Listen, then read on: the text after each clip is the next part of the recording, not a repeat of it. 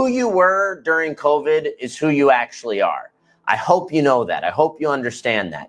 Who you were during COVID is who you actually are.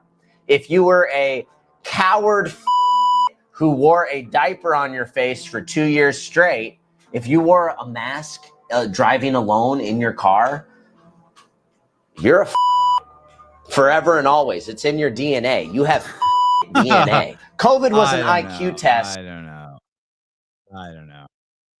You could not be an idiot now. Good morning. Hey, everyone. Mr. Bowhunter, good to see you. Hello, Elizabeth. Nice to see you. Happy Wednesday. I got nothing for you guys today. Nothing. Hopefully Greg shows up. Sausages. Great. Good morning, Jose. Jose Ramirez. Good to see you.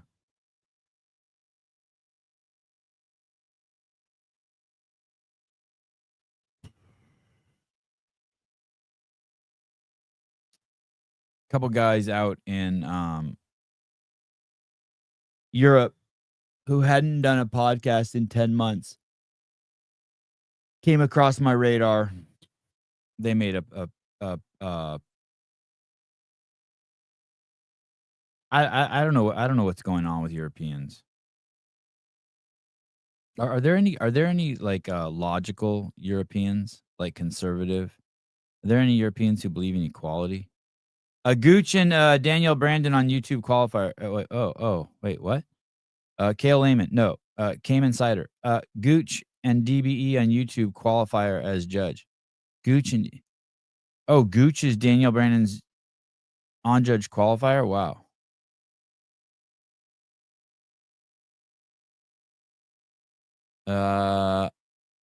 Yeah, Trump derangement syndrome. Is that what it is? It's wait. Jake Chapman says, wait. Are there any Americans that aren't trannies? No, there aren't. My goodness. What is going on over in Europe? I was seriously thinking yesterday if a cuck were a country, it would be Denmark or Sweden. I saw that the Big W Wills event is going to do a swim event in Sweden. Sweden's leading the world in bombings. I think 2024 they had 317 bombings, the most of any non-wartime country, I think, in the history of the world. And they're on pace to break that record in 2025. And it's pretty wild. I think that I checked about 6 months ago. Sweden had 61 no-go zones. Who knows how many they have now? Those are places where police are not don't go to patrol. And the president of Sweden said that they've lost control of the country. What a trip! And Denmark, I guess European nations for the most part can travel back and forth between each other without passports, but I guess Denmark has some sort of block on that with Sweden. Like they've reinstalled the border, according to what I've read. I haven't been there. It's not in a long time. I still haven't listened to that show. It's awful. I fell asleep listening to Chicago Foreigner and what is that? REO Speedwagon. Austin Gooch YouTube just uploaded. What? Tell me where. Where do I go? Can I just go to YouTube and type in the Gooch? Austin Gooch YouTube. Is that where I go? Where do I go?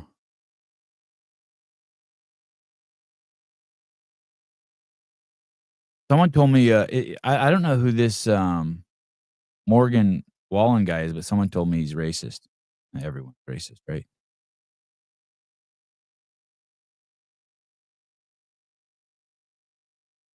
Just type his name, Sebi. I did type his name. I typed in Austin Gooch, and the only thing that comes up is dense updates. Oh. There's something, if I go to Austin Gooch YouTube channel, I just see something, he's a hockey player from 9 years ago. Tell me exactly what to type in. I typed in Austin Gooch. You got nothing. Yeah, someone text the video to the work phone. The work phone is, "Hi, Joseph. Do you still need medical coverage? Hi, hey, Jason. Do you still need medical coverage?"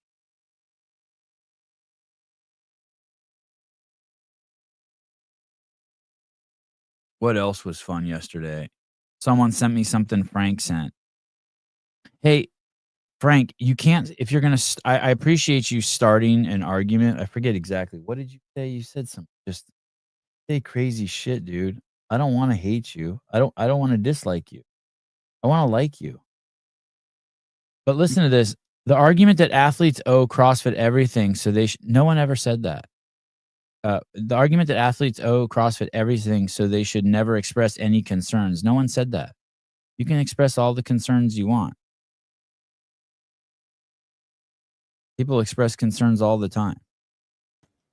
Yo, What's up? how's life? Good.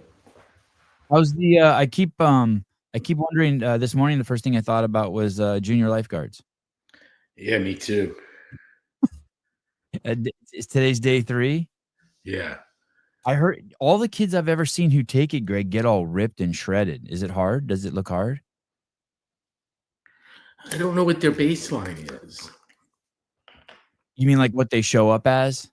Yeah, what I think they're probably abnormal already, and that their interests want them to be, their parents want them to be water guys. Yeah. I see a lot of what are clearly surf dads and surf moms dragging their kids down there. How many kids are down there? It's a lot, right? It's a couple hundred? Hundreds, yeah. We have this program. Is it a statewide program? Is it all the way up and down the coast? I think it is. Called Junior Guards, and it starts every summer, and it's hugely popular, right? Yeah. And the kids they run sprints on the sand and do push-ups and stuff, and some high school kids yell at them, and then they swim in the water. It's 8 weeks. Yeah, that kind of thing. Yeah. Who is Robbie on the chalkboard? What do you see on the chalkboard? Oh, that's just her. She just wrote a while ago. How cute. Yeah. I was like thinking it was that the picture of the oranges that someone signed. No, that's her doing her work. Oh, that is so cute. That's Greg's third youngest. Yep. Jake Chapman. Good morning, Greg. Hello, Greg. My 16-year-old client just passed his lifeguard course. He just wants to earn money, and it's very highly paid compared to the other summer jobs. Oh, That's cool. God, that's a shitload of responsibility for a 16-year-old beach guard. Sit up there and basically people, you're just, you're basically looking for drowning victims. Did you ever lifeguard? I never did anything like that. But all my friends who did it were crazy responsible kids. Like all my buddies who did it, they were the ones who I was like, okay, I would want that dude to come out and save me too. My life goal is to be called cute by Sevi. All right. Next time I see your face. All our lifeguards are teens at the pool. So what is it? It's 8 weeks. Is there a goal of the program to prepare them to become lifeguards? What's the premise of the program? Do you know? I'm not sure, and I don't think everyone's after the same thing. All the people who take it. Yeah, I was talking with Anthony from Mijos, and he was talking about how great it was. And I was like, well, I was sitting there watching it. The first one of my kids that went through it, I was like, I would fucking hate this. And about 6 weeks in, one morning, Blake's just like melts down, and he doesn't like it at all and doesn't want to go anymore. And it made it impossible. My attitude made it hard for me to insist he go. And so I told Anthony that after he was talking about how wonderful it is. But of course, he's getting He's selling a lot of burritos too, right? Hundreds. Oh my God. Yeah, he must be making a killing off that. And I respect that and admire that. I'm happy for him for that. But I had to just tell him that I hated it, watching, and my first kid hated it. And then he turned around and he says, "So did I. I fucking couldn't stand it." And he goes, "I didn't like Boy Scouts either." And I go, "Neither did I." He goes, "Yeah, my dad didn't either." And I just told him, "Who likes this?" His dad goes, "You're not liking it?" He's, "No, not at all, Dad." And his dad goes, "Me neither." So they never went back. And that was after a year. And he said that, I don't. He says, like, it sounds like you're trying to tell me what to do. Like they're screaming at you, more push-ups, get in line, right? I mean, you and I were there, and we heard a lot of just the 5 minutes we walked by the other day. We heard a lot of screaming, and it was screaming. I'm not mischaracterizing that. Robbie sat back on her elbows and her hands folded across her belly with her ball cap on the whole time. We just stared at the instructors. And the girls and guys were coming around and correcting people and making them do things and yelling at them that you can do more. And Robbie wasn't doing shit. And then I said, "Maggie, how did Robbie like it?" She goes, "She said it was great." And I go, "Okay, she won." They're not even going to talk to her, Sebi. Oh, because they know they can't. Why aren't they going to talk to her? I don't know. That's like a skill she has. Yeah. And when you say she won, She you don't did, mean and she just blank faced them. Yeah. And when you say she won, she didn't run like the sprints or the swims, meaning she won like, hey, she was able to insert her own will over with their will. Yeah, she's gonna sit there and watch everyone exercise for 4 hours. Yeah.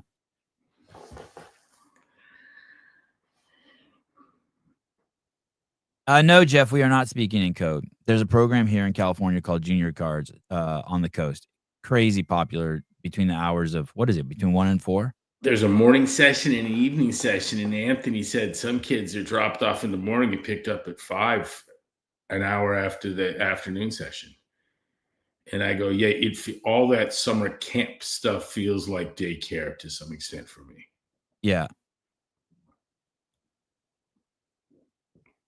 I've never heard any. Have you heard anyone else who doesn't like it, who doesn't like the program? Do you not like the program? You think it's a bad program?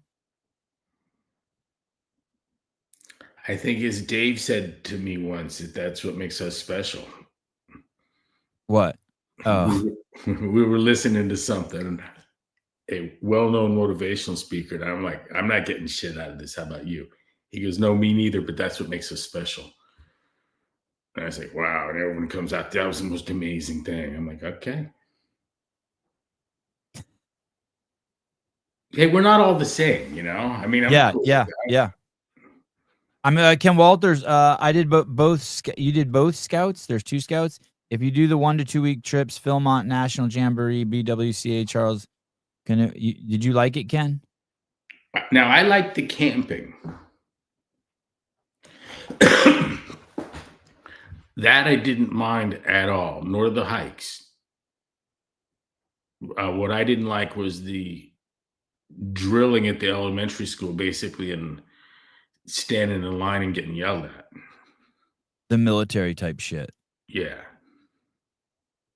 Hey, maybe a lot of these kids need that. Maybe they do.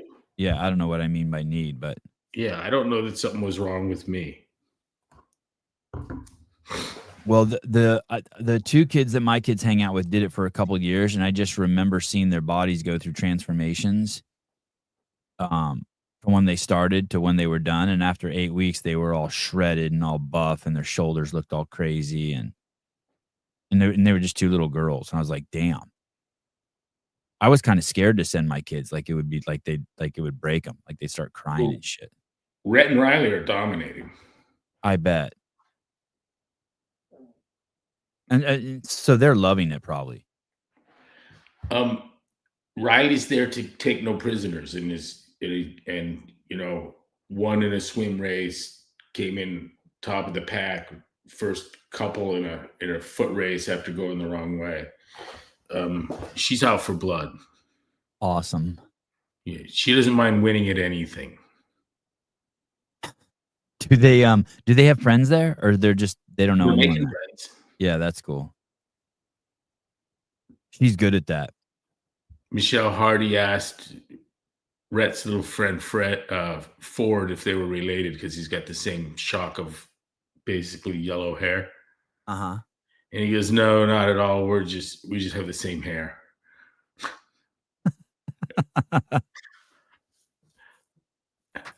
You'll like this comment. I was jealous of the kids in Boy Scouts. My family did 4-H. And you are a proponent of 4-H, right? That's what I thought, you know what? I would be more into it, I think, but maybe not. I'd never even heard of 4-H until I met Maggie. That's the thing where you raise farm animals. Yeah, yeah. Shit, put them in both. I didn't like elementary school. I didn't like middle school. I liked high school because of gymnastics. I don't like Disneyland. Nothing. Do you like nothing about Disneyland? Did you ever like it? Did you like it as a kid? Yeah. And then so something happens as an adult and you're just like, okay, that's not my thing anymore. Yeah, as a kid, it was the adrenaline and the candy. Yeah. So you get giant jawbreakers or lollipops and then get scared in the dark at high speed, you know? I say this with no hyperbole or sarcasm, but after my last trip to Disneyland, I am 100% convinced and certain that it is a carbohydrate vacation for people. That's all it is. Just on those narrow pathways that walk through Disneyland, it was just lined with obese people leaned up against walls with styrofoam containers shoving stuff into their mouths. Greg, there was a lady when we got there in the morning. There was a lady in the restaurant eating, an enormously obese woman, like 65 years old. And when we left, like 10 hours later, she was still at that same table eating. I mean, I think that's what it is. I think it's just a tour of eating candies and shit. I ran out and stepped right in front of a 400-pound woman in a wheelchair holding 2 big gulps and cotton candy and snapped a picture. And Maggie was ready to leave me in Orlando forever. She was so fucking mad. You can't do that. And I go, no, look, it's pretty good actually. Came out. I got this great photo of these two women who are in their 30s, so obese that they're in like electric carts, and then standing between them, I guess I'm assuming they were lesbians, was their teenage daughter who had blue hair, who was about 60 pounds overweight. And as they drove around next to each other, she stands on their wheelchairs as it goes around. I'm like, holy shit.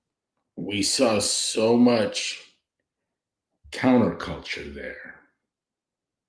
Is that what that is? Counterculture. Yeah. Yeah. And blue-haired dads and shit. Yeah, whole families dressed up like princesses and shit, you know? Yeah. And people taking it really seriously.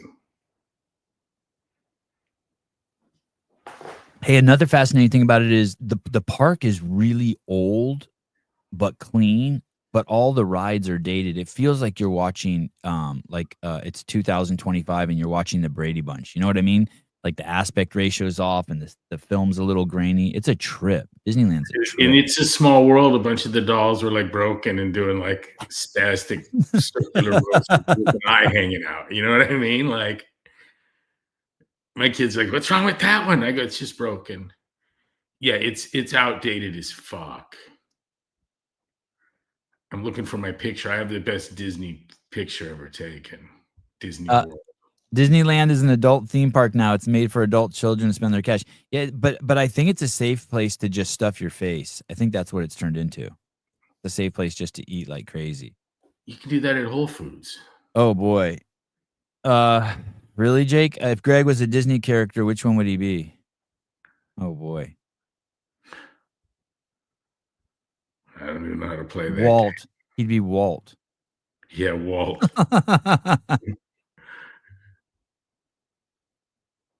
Six Flags is just as bad. I'm assuming that It's the customers. My kids just got back from Disney World and Universal, had a blast. Yeah, my kids had fun there too.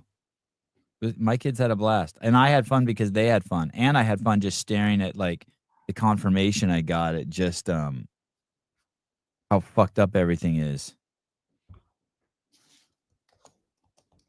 You don't think that they have this issue? Tom says it's the California problem. You don't think that it's like that? The one in Florida? God, the one in Florida must be the same, dude. That was the one I went to. Yeah. Here, I want to share this with you.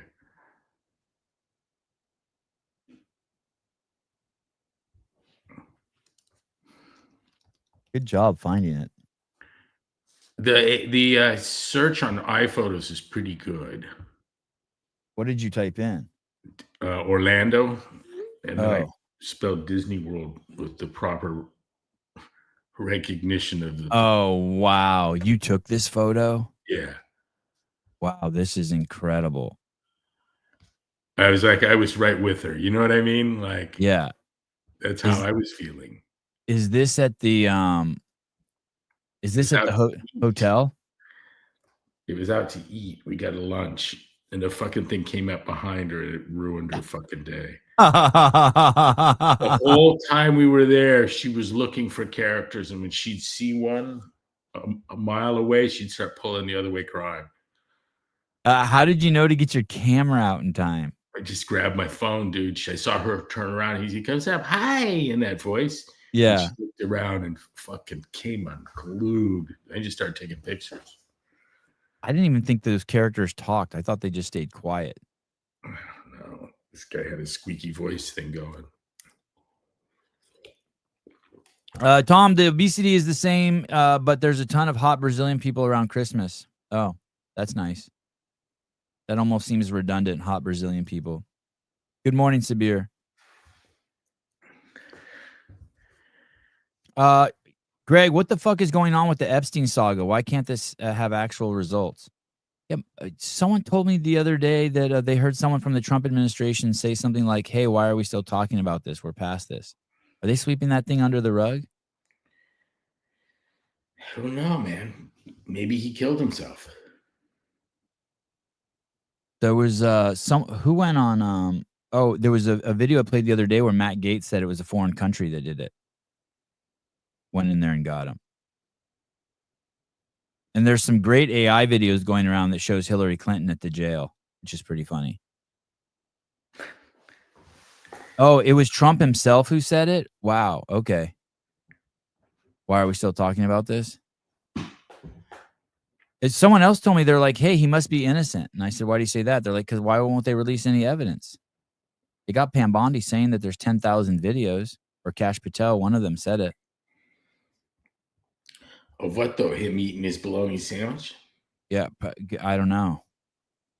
Or Bill Clinton eating a bologna sandwich.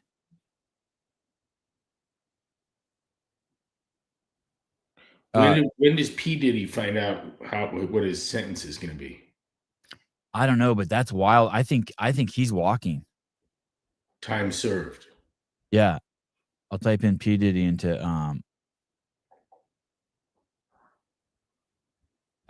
Sean Diddy Combs sentencing date hearing unexpectedly adjourned. I guess they couldn't. I mean, whenever I hear what was released in the court and the testimony, it has nothing to do with the shit that he was charged with. It's just all a bunch of like disparaging shit, like that he was a drug addict or that he had sex with a lot of women or shit like that. It had nothing to do with his charges. It's like they're just trying to just make him look bad, but defense attorneys and federal prosecutors initially agreed to a September 22nd sentencing date for Combs. Then shortly before the hearing, attorneys for both sides sent another joint letter to the judge saying that they had agreed to the judge's original proposal, sentencing October 3rd. What the hell's the difference? The split verdict last week followed 6 weeks of testimony that saw the prosecution present 34 witnesses. Does October 3rd represent a year in custody or something? Oh, that's a good question.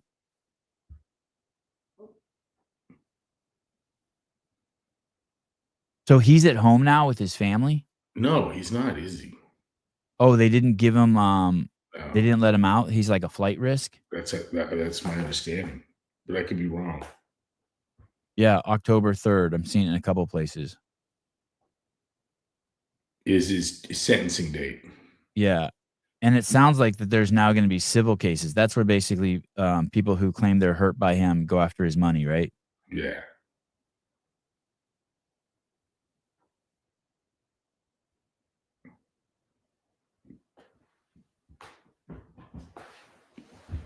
And 50 Cent's just unloading on him. He's pretty funny. He is funny. Combs has maintained his innocent in response to at least 70 sexual assault lawsuits, which detail alleged incidents dating back to the 90s. The 55-year-old music producer and businessman who was convicted of prostitution charges on July 2nd has been jailed since September amid his recently wrapped criminal case. So I guess it's sometime in September. I guess he's approaching a year.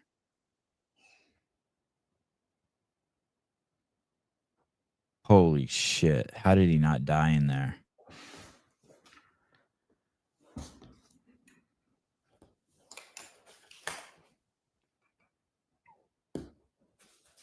I don't even think it affects his career when he gets out. Do you?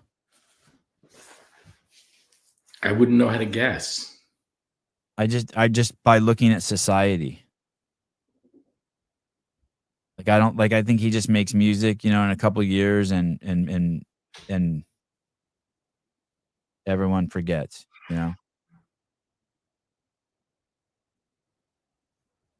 Our country has like people go through cycles and we're moving so fast. You know what I mean? It's not like the old days where if you're a criminal or a bad guy, you can't reinvent yourself. Like you could reinvent yourself in a fucking year now.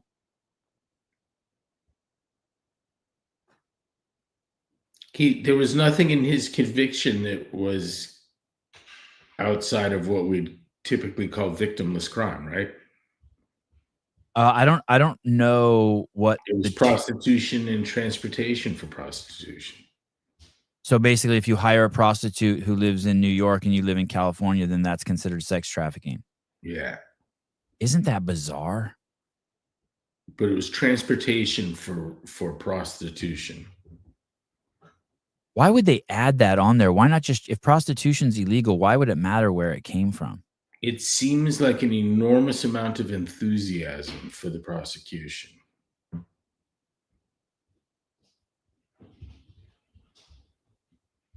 I think there's people in this southern New York U.S. Attorney's office that would like to criminalize all behaviors that they don't like. How do they reconcile it with abortion? Isn't the premise on abortion that it's like a woman's right to her body, and yet if you have sex, it's illegal? It seems inconsistent, the two, right? He was charged with the prostitution, but he wasn't even the one getting fucked. But he paid the money. Uh-huh.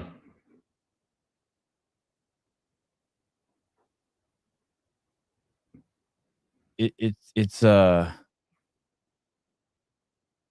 man. The escorts were breaking the law, and I guess he was in paying them, but I don't think she was in getting fucked. It's kind of weird. I just don't understand that is weird. Because she claims she did it against her own will, right? Well, she said she lost agency through the process. That sounds like some new age affliction. I just don't understand why it would be a second charge if prostitution's illegal. Why? I don't get the logic why it matters where they came from. I could understand a second charge if they were underage. That makes sense. Now you have two crimes, right? Paid for sex and underage, but came from another state. That doesn't even make that. I don't get it. Maybe the airports would just be full of rental pussy if we didn't have that. Oh, Greg, please don't be sexist. I think the prostitutes in question were men, weren't they? In this case, yes. Yeah. I always thought that was a myth that there were male prostitutes. You didn't see how anyone could get paid for that. Yeah, I was like, there's no way. Like, it's like a genie in a bottle. I just didn't think it was true. Sevon, would you punch Haley for $1 million? Only if I could wear a Mickey Mouse suit and do it. Where do I have to punch her? Let's work out the deals. Do you know a guy? How much does she get? Yeah. Do they film it?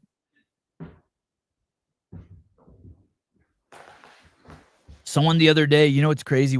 I think a crazy mischaracterization of someone the other day was one of my friends has this website. It's called The Barbell Spin, and it's just reporting on all things CrossFit, right? Like if you break your finger, or like if you get pregnant, or like what place you take at the games, or if you get arrested, just everything CrossFit, right? Who is that? My buddy Brian Spin. Okay. And it's like taking over Morning Chalk Up. It's got like 100 times now the following that Morning Chalk Up ever had, and it's like the spot. And someone referred to it as TMZ, as if it's that was like disparaging. But what I've noticed is if you go to Fox or CNN, there'll be all sorts of like speculation or analyst analysis. But if you go to TMZ and they say Suge Knight ran someone over, they got the fucking video. Like, they don't fuck around. You know what I mean? I'm like, I see them as the only reputable news source. I'm like, well, there it is. You know what I mean? They don't want to get fucking sued into oblivion. Did you see the Babylon B announcement that the Dodgers are releasing an MS-13 bobblehead fan doll? No. You got to look at it. Is that on Instagram? I don't know, man. It's got to Google right up. Babylon BS13 doll. Oh, I got it.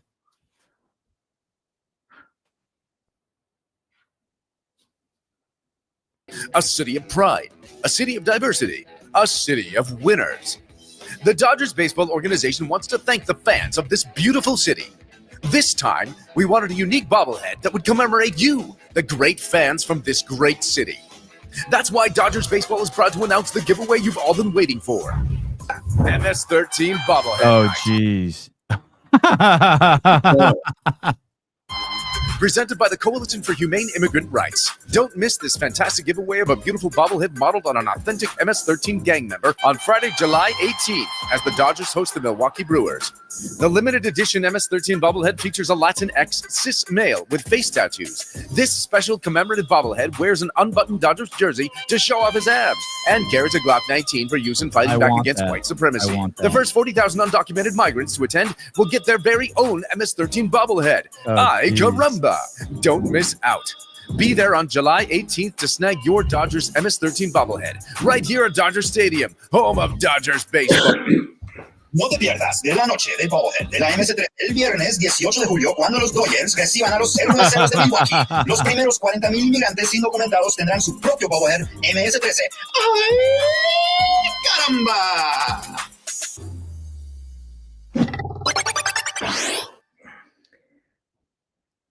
They should vaccinate all of them as they pick them up and send them out of the country. They don't really, it's not real. That's not real? No. Oh, but if it was, dude, it would sell like crazy. It should be real. It should be real. A kid from Santa Cruz was beaten half to death at a Dodger game. Do you remember we met him? Yeah. Greg and I walked up to this pizza place on the beach where you just walk up to a window and get pizza, and there was a dude who was fucking half retarded in a wheelchair. And Greg started shooting the shit with him, that was like 20 years after the incident, or 10 years after the incident, right? It was 4 or 5 years after. Oh, okay. And he was the dude. Yeah, he got beat. He had a speech impediment. He couldn't walk. That was crazy. That's true, right? We met that guy. Does that recall? Brian. No, I did not think it was real, Heidi. Just because Greg says that's not real doesn't mean that I thought it was real. But thank you. I appreciate Greg, you're gonna that was a psyop Greg ran to make me look stupid. It's a real enough scene there that it's almost Plausible. not funny. It's wild on Instagram, the crazy conflation of they're showing people getting picked up, right? Who are illegal, right? Or house raids or shit like that. And the post never mentioned that these people are illegal or what they're getting picked up for. All they just keep saying is that this is totally uncool. Just showing people getting arrested. But what I've noticed is even these accounts that are pretty fucking far left, if you go into the comments, the vast majority of comments is like, hey, they shouldn't have come here illegally. My dad just opened up a conversation with me the other day. Didn't say anything. We're just sitting down at dinner and he goes, are you and your boys going to pick your own lettuce? I'm like, oh shit, here we go. You know what I mean? Like, no, just no segue, nothing. Like, that's his argument. I actually talked with my dad and my stepmom for an hour about politics the other day. And at one point, my stepmom put her hands in her face, right? Because of something I said. And that's something when I was a little kid, I would have just like, that would have made me recoil. And instead I looked at her, I said, hey, that's not appropriate. Come on, we're adults here. Let's just talk. We don't have to do any eye rolling or hands in the face or. That's just one step away from fingers in the ears and going, nah, nah, nah, nah, nah, you know? Yeah. She was cool though. She apologized. She said, you're right. Matt Burns, Sevi, does your dad have an accent? Does he have an accent, Greg? I can't hear it, but everyone tells me he does. Slight. Yeah. My dad was an English teacher, and he was an English major at Northwestern. My dad's English is crazy. And he's a grammar freak. He takes the whole the talking and language shit pretty seriously, which is cool. He didn't. None of that got passed on to me, but.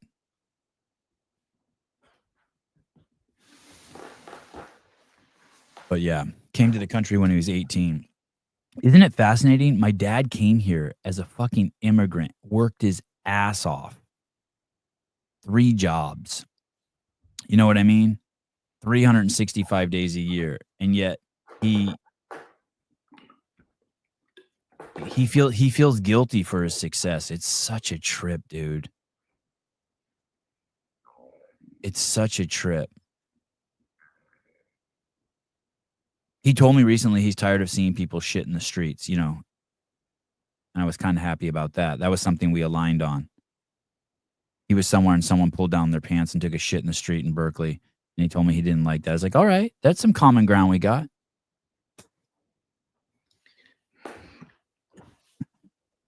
I watched the Bin Laden documentary on Netflix yesterday. Yeah. Someone told me to watch it. It's 3 hours long. It's the whole Bin Laden thing from George Bush sitting there when the planes hit the building all the way to the capture. And one of the prominent characters in the movie is Robert O'Neill. He comes in like the third part, right? And it's a trip because I've been told by a lot of different people that he didn't kill Bin Laden. And yet he tells the story of how he did kill Bin Laden in excruciating detail. There's a blogger that interviews him in seeming awe of him, but said he needed to do that to keep him talking. And actually pulls him up to the point of the discrepancy between the 2 people that did shoot him and Rob, who came into the room, and the words were canoed his face afterwards. Yeah, they said they had to repair his face. You can. It's pretty easy to get to the bottom of that story. You'd have to have issues with fundamental plausibility and not come to the conclusion that Rob shot him all right, disfiguring his face while he was dead on the floor, so he could say he shot him. He's not allowed on naval property. In the movie, he says that they were on the second floor. They had 28 guys on the compound. They had already killed Abu Ahmed. That was the courier that went between El-Wani and bin Laden. They entered the house. He was there. They shot him and his wife. And then he says they were on the second floor, and he didn't want to go into the third floor until he had 4 people with him, right? But the other 20, but he only had 1 guy with him. So they said, fuck it, they're running out of time. They were there a long time. They were on the compound for 45 minutes. It's kind of crazy. And they get to the third floor, just him and this other guy. And he said the other guy entered the room first and shot a couple people. And then when he entered the room, he turned to his left and standing 2 feet away from him, which means, 2 feet is like 2 feet's like uncomfortably close, right? And he said, and it was bin Laden, and he said the time slowed down, and he said all he remembers is he recognized his nose, and he was surprised how tall he was, and then he shot him. And I guess I had heard the same story you did, that someone else shot him, and that then Robert O'Neill shot him in the head and fucking split his head open. When they talk about burying him, they talk about how they had to repair his face or before they slid him off the boat. The aircraft carrier, and buried him at sea. But they never show any of the other SEALs. All of the other SEALs, their faces are blurred out. And so I woke up this morning going, does it matter if he killed him or not? Like, I was trying to understand, do I care? And in this documentary, this guy speaks with a lot of bravado. I don't know if you've heard him in interviews, but he's like, yep, we went there knowing we were never going to come back. I wrote goodbye letters to all my kids. I assumed it's a one-way mission. We go in, we kill them, and we get killed, and that's it. He has a lot of bravado. He almost doesn't seem like a real person.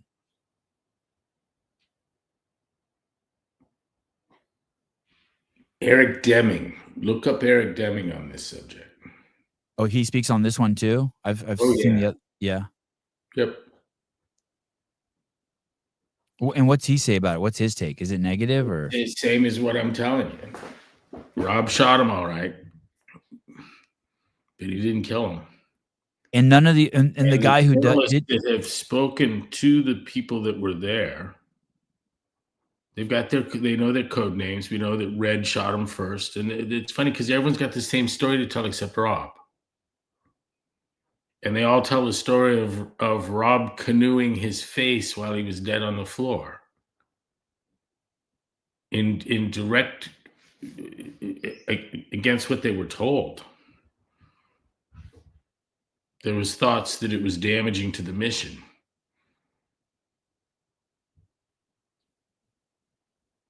And have they agreed as a group to let him tell the wrong story? That's what I started thinking. Maybe they just maybe they're all in cahoots together on it. They just want the story to be told that way. They're like, okay, Rob, you're going to be the shooter. Have any of the other guys come out on camera and said that he didn't do it? I would look at Eric Deming on the subject of Slabinski, Luttrell, Willink, and Rob. I know those podcasts are huge. Are they huge?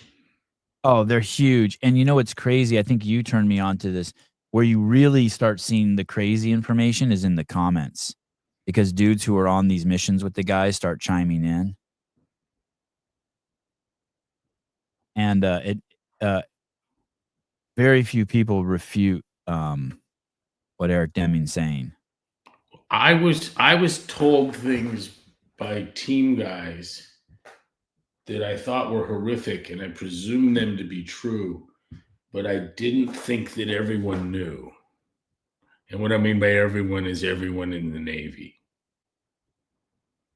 And the shock to me is to find out that they all know.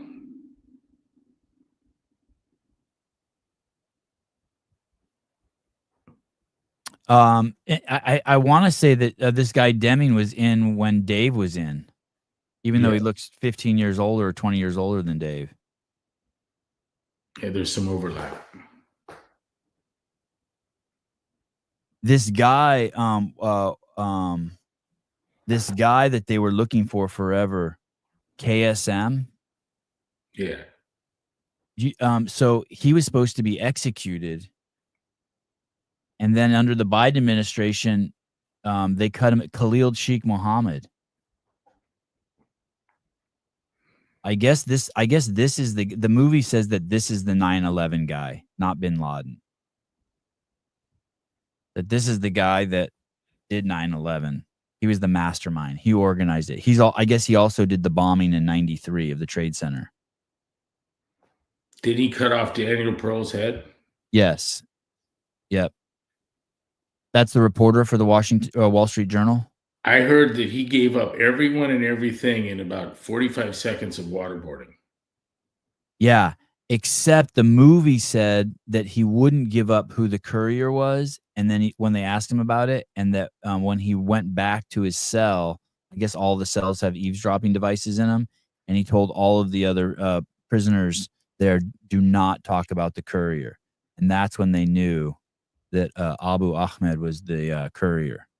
That was the only guy that had access to Bin Laden. He would take videotapes or messages in and out of Pakistan. Anyway, this guy was supposed to be killed on the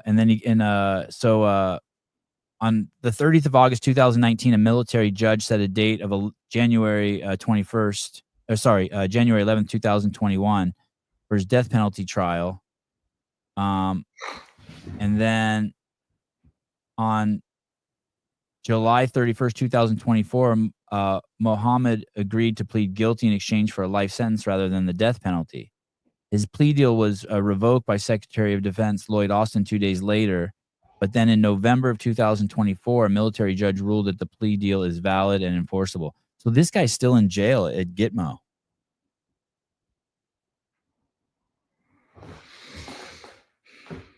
That's wild, isn't it?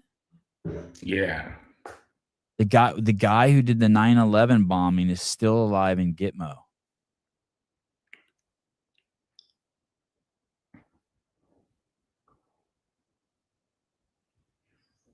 It's wild.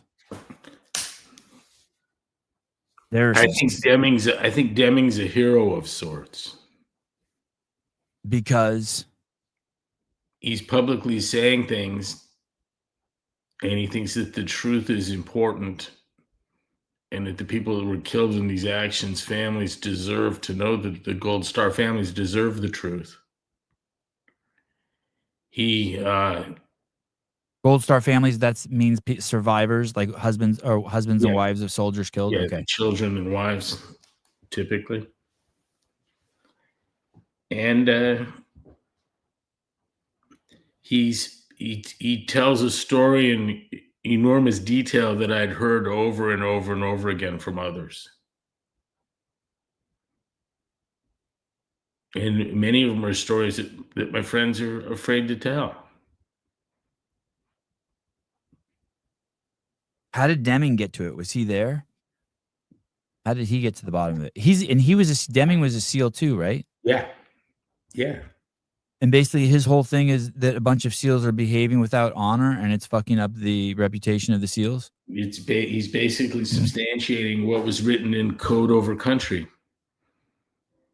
That goes into inordinate detail about all of this. And I was told by a friend of mine who knew firsthand of a lot of it, that the worst of it in the book, it was worse than that. And that there's a lot of other bad things that didn't get picked up. And the book's just one page after another of unbelievable shit. Who wrote Code Over Country? You know? I forget, but we talked to him. Oh, Matthew Cole. Yeah. Is he on the podcast circuit? No, not that I know of. Was he a SEAL? No.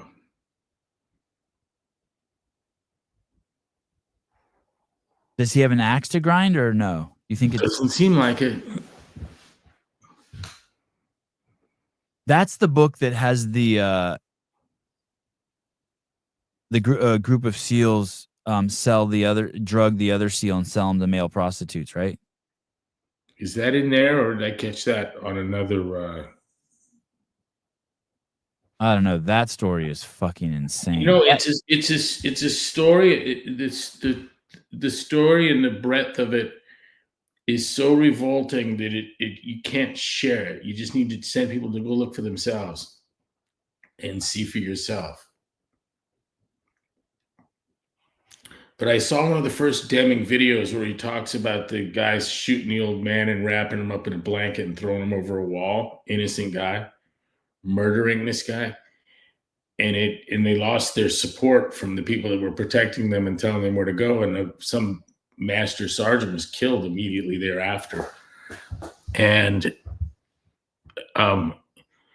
Deming says that a Marine captain wrote a letter to his mom saying, I watched these SEALs kill an innocent man, and now my sergeant got killed because of it. And people were saying, yeah, bullshit. And then this fucking guy comes forward. He goes, I'm the Marine sergeant. And he tells the story. You're like, there's no doubt what you're watching. There's no doubt what you're watching. If I were a judge, it's a more than enough to go forward for trial. In the Bin Laden doc, when Bush sends the organization that goes after Bin Laden is the CIA. I didn't realize the CIA. I guess I don't know much about the CIA, but it wasn't the military. He doesn't put Rumsfeld on the case. He puts some other guy. And like Mile 26 or whatever that is. That's name of a book or a movie? That movie, the Mark Wahlberg thing, what was it? Mile 22? What is it? Oh. I don't know. You haven't seen that? If I have, I forget. It's good. I don't think you'd forget it. So basically those guys before they'd go on operations would quit the CIA, formally tender their resignation. And then when the op was over, they'd hire back in. Holy shit. So you could say, wasn't any of our people. So they send like 8 CIA dudes into Afghanistan like a week or two after 9/11. Yeah.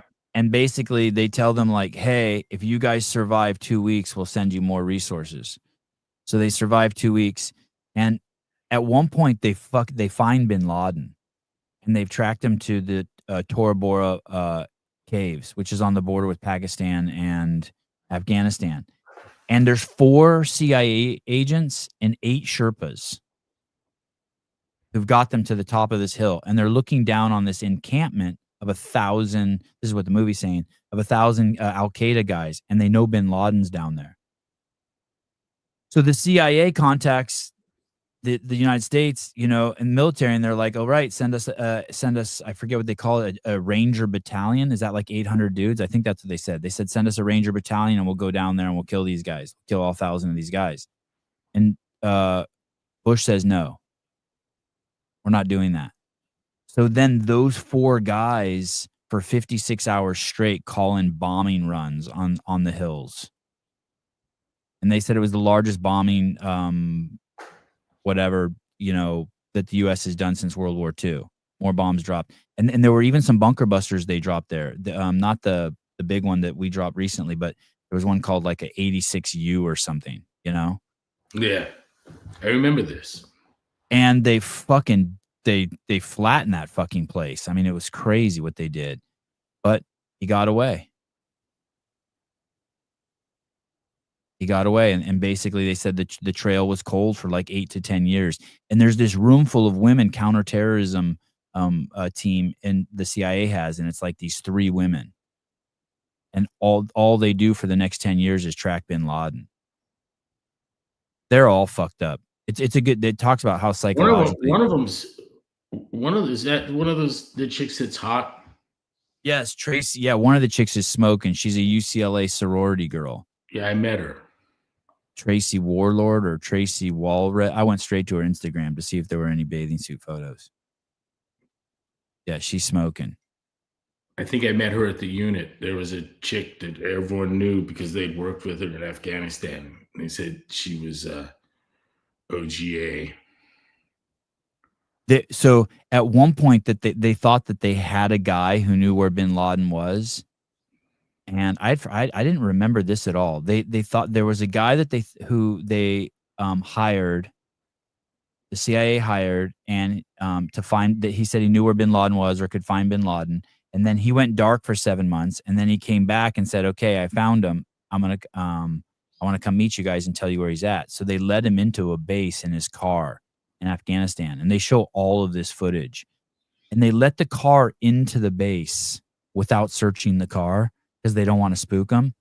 And when he gets in the base, he gets out of the car, and they tell him to take his hands out of the robe, and he won't. And he detonates a bomb and fucking kills fucking 8 CIA agents who are standing around him outside the base. Do you remember that? I do. The CIA has a lot of women operators. Yeah, there was a ton. It was a ton of women.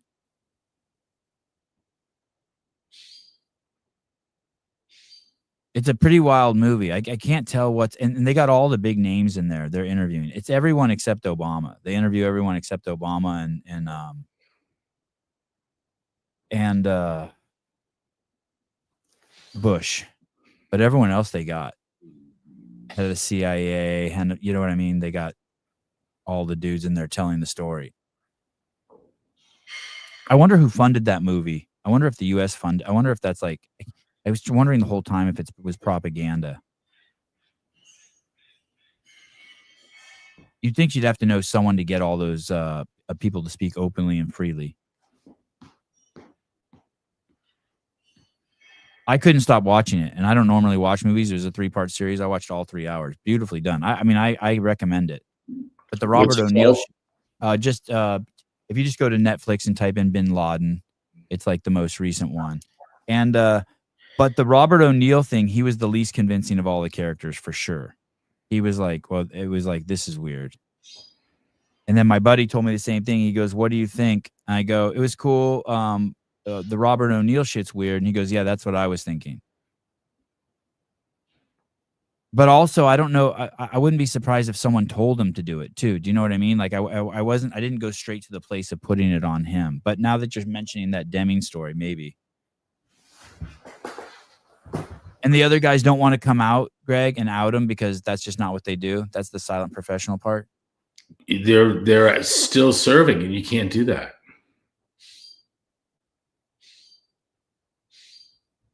And what about General McCraven? He seemed like he's in the movie. He seemed like an amazing guy. Is he a good dude? You know him? I don't know him. But there's stories. By reputation, I kind of followed his career. And does Deming talk about him too? Yep. Oh shit. And it's not good? Nope. Oh.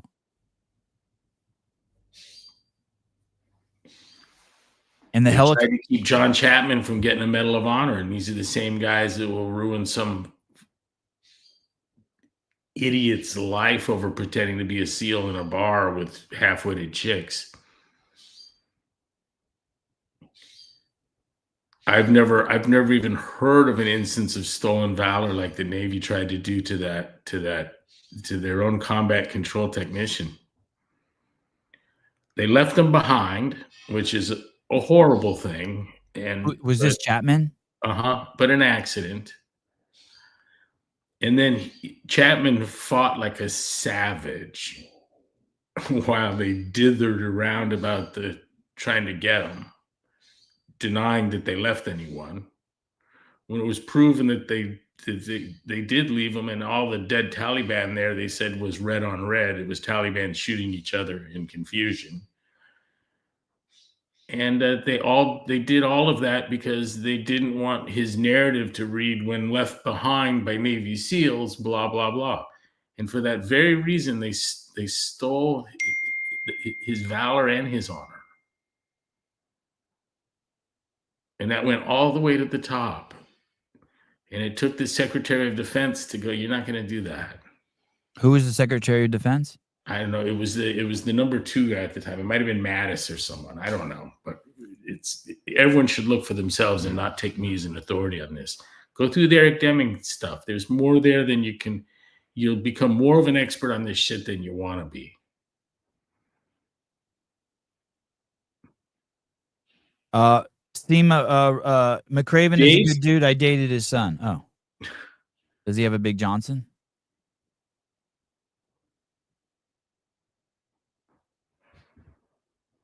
He's very stoic and sober in the movie.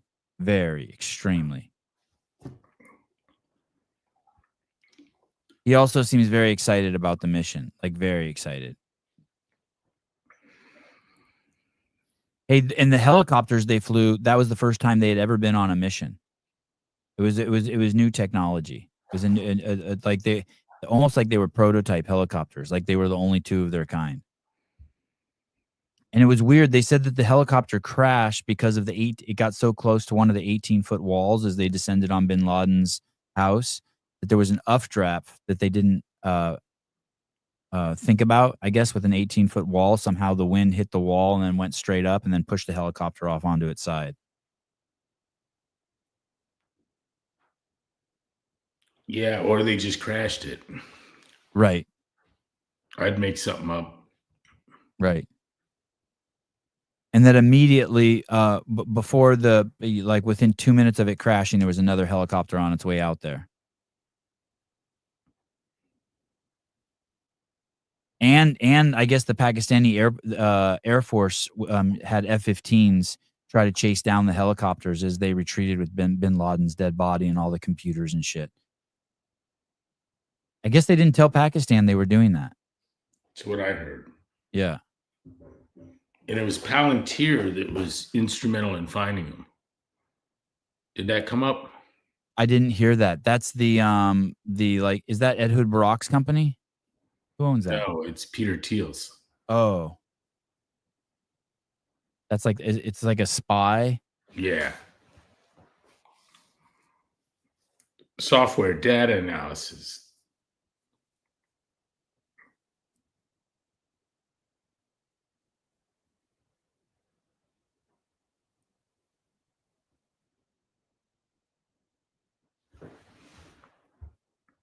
Yeah, it's a wild story, and they didn't have I guess they took a vote. The cabinet took a vote to see who wanted to go with bin Laden, and most of the people wanted to go after him, even though they didn't have a visual on him. They were just guessing it was him based on shadows and descriptions and shit. But I guess Biden voted against it, and Hillary and all the other people were like, "Yeah, let's do it." It was cool. They got some photos of the shadow of the figure on the roof under the overhang and did some trigonometry and determined the figure up there was 6'5". Yeah. In a country where there's like 12 of those, Yeah, they called him the pacing man. They killed his son in there too. Yeah. Hey, doesn't he still has a lot of relatives around, right? Doesn't he have a brother who I remember his brother was weighing in on Obama quite a bit during the elections or something. And doesn't he have a wife that's around also? I don't know. I don't know.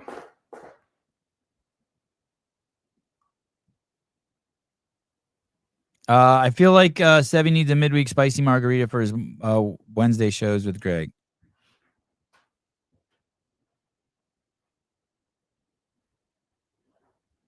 What are you doing today? Today's actually a slow day for me, thank God. Basically, after this, I take the kids to piano and drums from 11 to 12, and then I think I'm pretty free until 4. Are you going down to Capitola again? At some point, I'll show up and check it out. Yeah. How's the parking down there? How's the situation with 1,000 kids? I got into the expensive all-day lot. The 70 flat rate, $70. I don't know what it is, but whatever. I just parked there. My kids have been watching Wimbledon, and I saw that Novak Djokovic clip. It's absolutely insane. Someone sent it to me. I don't know what I did with it. It's the craziest rally. They're saying it's the craziest rally ever at Wimbledon. I wish I knew where it was so I could play it.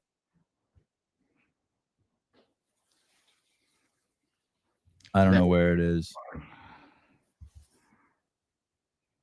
I can't believe how into tennis I am. Hey, does Seyfried have hyperbaric chamber in his protocol? I believe so. Yeah. I was just reading this story. I had a hyperbaric chamber like expert on like, I don't know, like a year ago. And I You saw had that hypobaric guy that cornered me at Malibu. I had him too. Yeah. He didn't make it on the show. And Hemingway's great grandson or something. Say it again. Hemingway's great grandson, Muriel's kid. Oh, that's right. That's right. Looked like him too, right? Oh, I don't remember that. But someone just left a comment on YouTube that popped into my email about a hyperbaric chamber, and it was a doctor, and the doctor was saying how they had some sort of stage 4 cancer, and they followed the hyperbaric chamber protocol, and they've already outlived like what the doctor's death sentence was by a significant margin. Are you gonna own? Would you ever own one of those? Yeah. Would you do that? Yeah. Yeah. I mean, look, I fund Seyfried's research. Right. So I'm clearly bought in. I used hyperbaric chamber last week to save my tooth. It worked.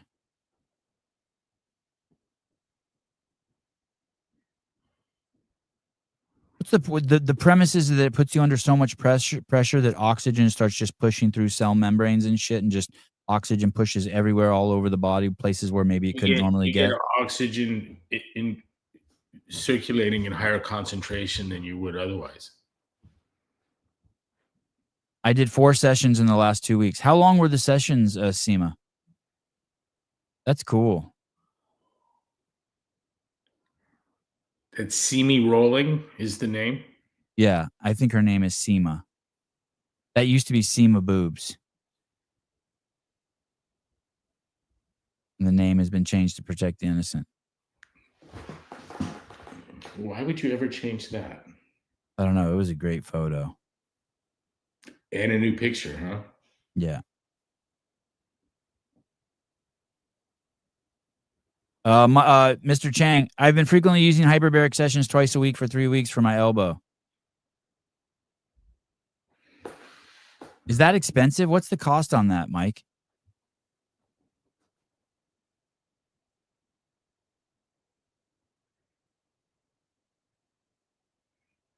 Oh, wow. She changed it from Seema Boobs to Seema Rollin because her dad's 85-inch TV was logged into my account and he got embarrassed. Oh, your dad saw your YouTube name. That's awesome. That's awesome. Free for me, $180 for you per session. It's $180 for a 3-hour session. Is that what it is? Is that how long you spend in there? I don't know how long. It's a long time, man. Barry, why is it free for Mike? Because he's blowing the guy at the place, at the hyperbaric place. Yes. Okay. Wow. 180 a session. All right. You're in there for an hour. Okay. $180 an hour.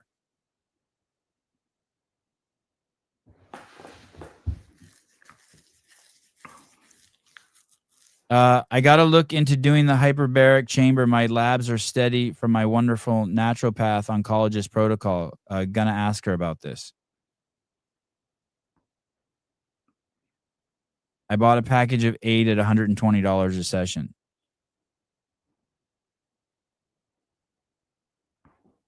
The one before that, where is she? I think she's in Texas. Seema, where are you? No, one before her. This one, Olivia. Yeah. I got to look into what state, Olivia, are you in? I think she's in Texas. Seema's in Colorado. Olivia, are you in Texas? Barry, no one cares where you are. Sorry. Thank you, though. Say hi to Hunter for me. Oh, NorCal. And her naturopath is in Arizona.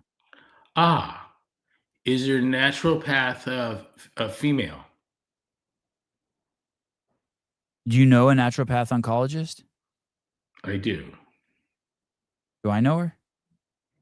I don't know. I don't want to say too much, but I think there's something about Olivia's comment that made me thought I knew her naturopath, and I was hoping to waiting to see if something came up about Mesa.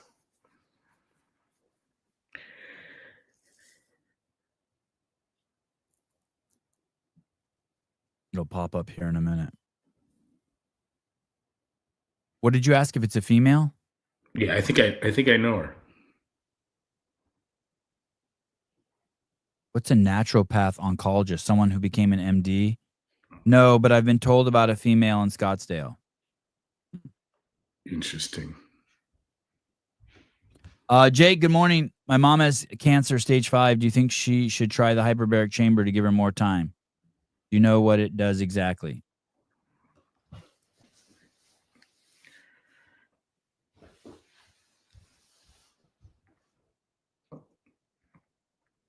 He's paying you for medical advice. There's probably I think you're taking $5 and you're going to make a prescription now. I think that you should look into it for sure, and ivermectin and fasting and ketosis.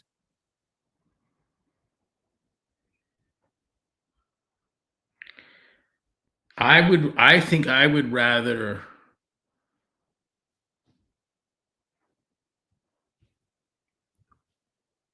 do a rain dance and tailgate at football games I'm not interested in than go through the conventional therapies.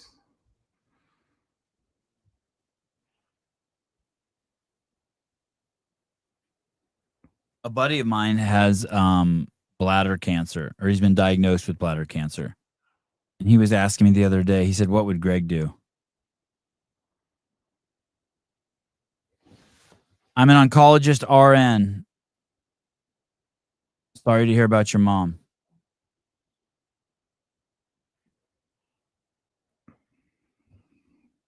There was someone on the show who had stage 4 cancer and got rid of it. What was that guy's name? He went to just eating vegetables. He just stopped eating everything except vegetables.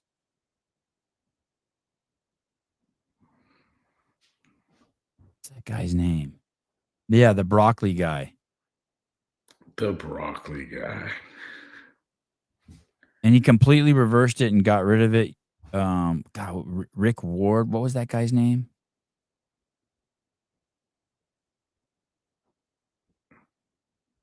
The person I know who has bladder cancer is already so thin. Is this someone I know? Yes. But I haven't told you about them yet. But yes, you know them. Tell me, my mom was just diagnosed on July 4th, a pancreatic cancer, had emergency surgery Saturday to unblock her liver. I'll do anything for her.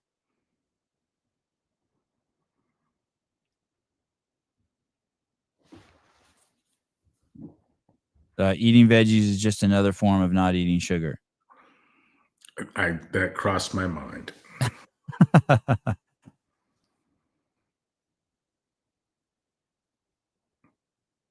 All right. You want to do something today? You want to meet down there? Okay. I do indeed. All right. I'm going to spend some time with the kids here. And Chris beat cancer. That's the guy's name. Chris beat cancer. Chris Ward, is that his name? Chris Ward. Yeah, good for him. And then you're prepping for your up also, right? Yeah. Not Christopher. Of course, that's a politician.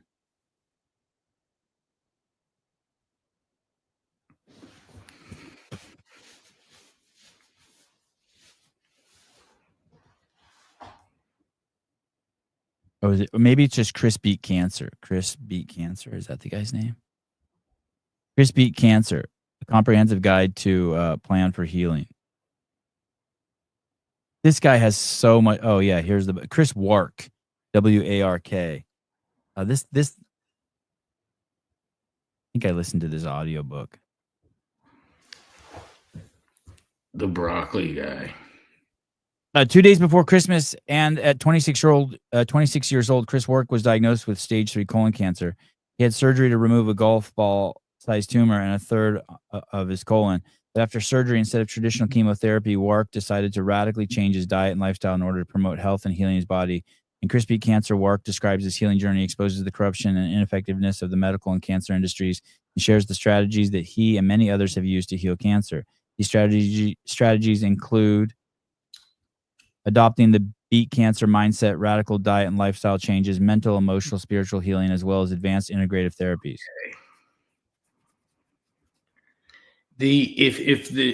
I don't know, the broccoli guy, I don't know how much broccoli that is, but It's insane. The diet would approach the most amount of broccoli you could possibly consume. Mm-hmm. Okay.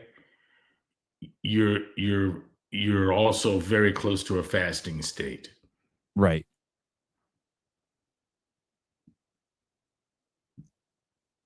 You couldn't sustain life on broccoli.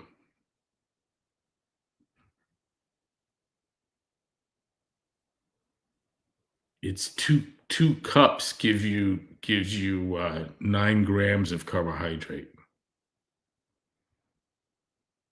Damn. And I know everyone I can eat 2 cups of broccoli. I keep saying I want to sit and watch that.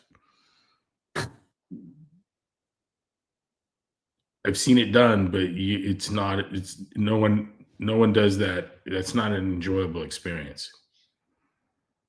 I used to for many years I would walk a mile to the store, get a bag of broccoli, sit at the coffee shop, just like a little plastic bag of organic, triple rinse broccoli, and I'd drink a cup of coffee and start my morning and eat that entire bag. I did that for probably a year. Do you like it? I didn't mind it. I like the texture, but what's crazy is your body at some point is telling you basically by the way it tastes to stop eating it. It starts to get so bitter. You know what I mean? And I always thought that was my body being like, "Hey, you better stop." You know what I mean? It's telling you that, hey, this doesn't taste good.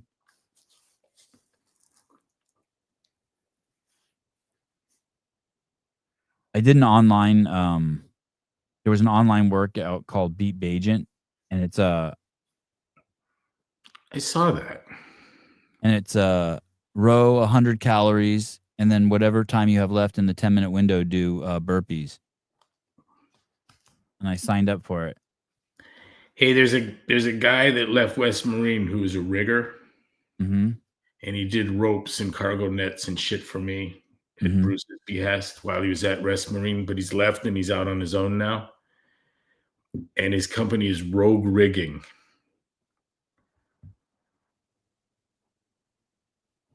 And when I saw that at first, I thought it was Bill and Katie expansion, but it's Rogue Rigging. Rogue Rigging. Oh, that's funny. Can't figure out how to submit my score. I click the button submit score and it doesn't give me a place to submit it. Okay, I gotta run. Love you, man. All right. Okay, bye. I'll see you later. Thank you. The kids are going to guards at it starts at 1. We go down at 12 to eat first. You want to join us? Yep, I'm gonna I finish piano at 12 and I'll head straight there with the kids. Cool. Or come by here. Okay. Well, you'll be there already, right? At 12? I think it depends on the pace this morning. Okay, I'll call you. All right, dude. Okay, bye. Bye, everybody. Sevi, I thought it was row 100, do 100 burpees with 10-minute time cap. Isn't that what I said? That's what I meant to say. I think I said it's row 100, and then whatever time you have left within a 10-minute cap, you do burpees. I cruised. I used it as a warm-up, and I just cruised, and I got 47. I pulled I pulled a 900 pretty much the whole time, like an 870. I don't understand where to put my score in though. I used it for just a warm up too. I think you could just use that as a warm up before you work out all the time.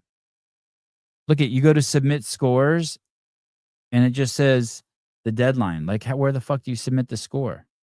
Score submission, and then you click on that, and it's nothing. Leaderboard.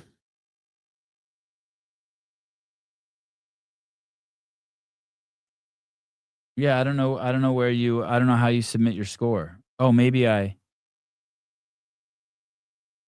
Oh, someone has an 845. Holy shit! That Dylan Scott dude has 845.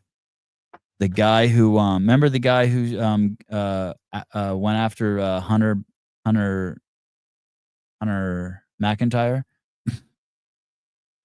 Holy shit! That dude got 845. That's crazy. Hey.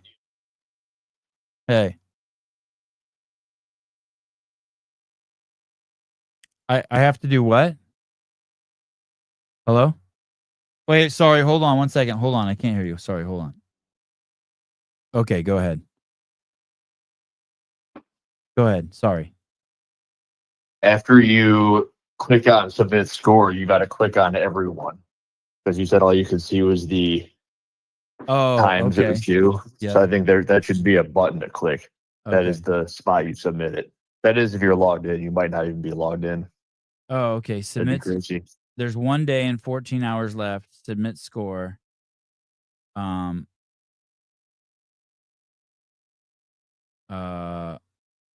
Completed reps or total points. Oh, so it worked. Yeah. So do I type in 47 or do I type in 147? 100. You type the number of reps you completed, so it's 147. Okay. I wasn't really a fan of the way you input that, and many people let me know that, and I'm like, hey, it's not my platform, dude.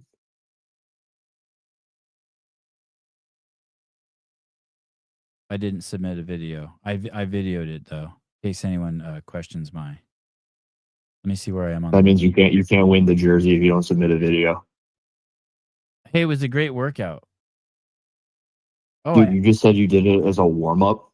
Yeah, like I just went in the garage and I rode 100, and then I just did burpees.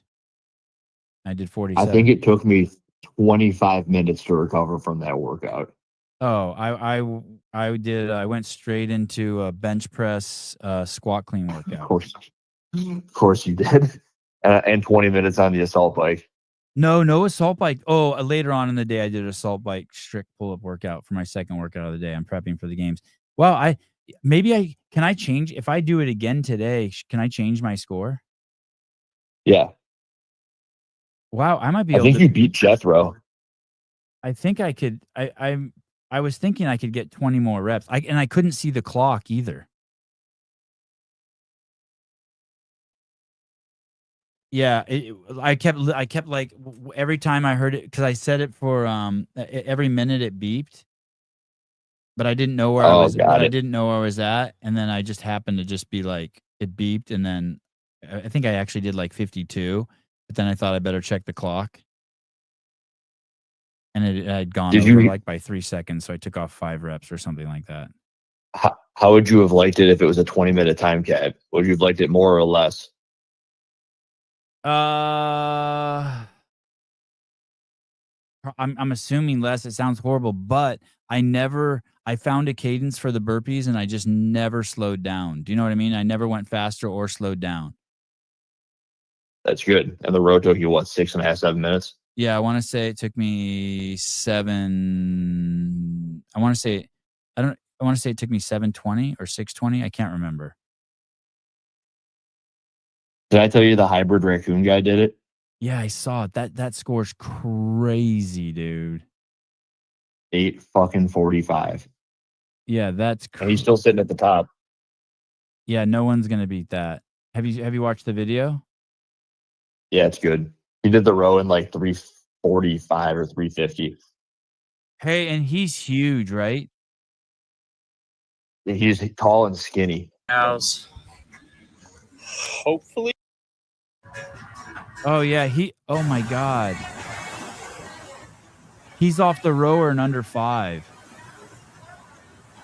I think he was under 4, wasn't he?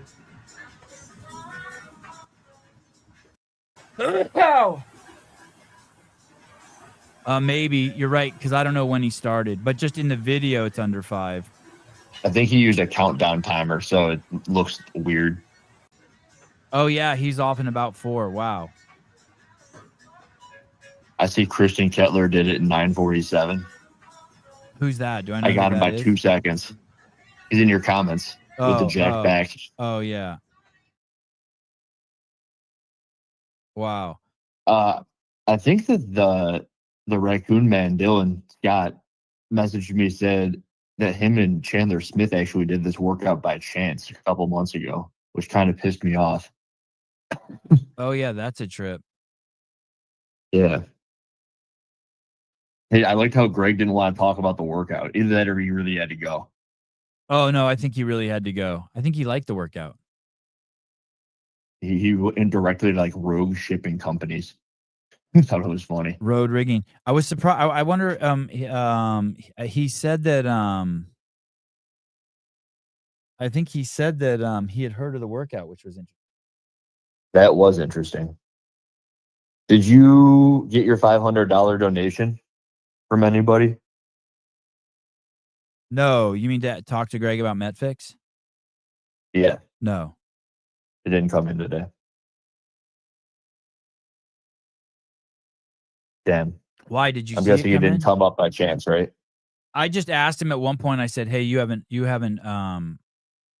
I said you haven't up today, right? Or you're working on your up from Metfix." That's all I said. You're up. What's that? Metfix is having a seminar at CrossFit Santa Cruz at Hollis's gym this weekend, and so Got it. I think that Greg's doing a 1 hour up there on broken science. Oh, that's different than Metfix, though. Yes. From everything I can tell. Yeah, from everything I can tell too. Brandon Luckett did it in 8:30 or 8:31. I'd heard that. I haven't seen it though, and it's not on the leaderboard. That's so fast. And thank God someone had to put down the raccoon. I do like the raccoon though. I like that he called into the show. Oh, it's crazy that he called into the show. Yeah. I don't like what he said about Hunter. I don't like all that, but I like that he has balls. He takes himself very seriously. I'm not a fan of people who take themselves seriously, but I have mad respect for him. I think that he actually wanted to win the money. Oh, the raccoon? Yeah, some people just do it to do it. Like, yeah. I actually think he really wanted the money. Yeah. Like, hey, I can do this and I can win the money. $500 easy. Mm-hmm. Hey, for some reason, I don't get that vibe from a lot of people when they're doing these sorts of events. Like a lot of the Kill Taylors. Yeah. Like outside of like Sprague coming straight for the 3,500 or whatever it was. Right. I don't really get that vibe from people. They just enjoy being on the show. Do you want to hear something really funny too? So there's these people. So like Colton's won Kill Taylor like a fucking million times, right? But he never asks for the money. And like sometimes it takes a week or 2 weeks or like, like I think one time Sousa checked in with them and said, "Hey, are you all paid up?" And he's like, "No, I didn't get paid from like 3 Kill Taylors ago." And he hadn't said anything. You know what I mean? And we're like, "Oh shit, sorry." And then we get him the money. Good thing Sousa checked in. But there's some people who it's like fucking 8 hours later, they're like, "I haven't got my money." And then 16 hours later, they're like, "I haven't got my money." And then a day later, they're like, "Hey, I'm still not paid." And it's like, hey, one person who won Kill Taylor, because it's a shit show, right? So if it's $500 a week and the price is $3,000, that's 6 sponsors, and we never touch the money, right? We don't want to touch the money. We just have the sponsor send it directly to the winners. Right. And one of the weeks, this guy's like, "Hey, I haven't been paid." And we're like, and the person who hadn't paid him was one of their it's also one of their sponsors.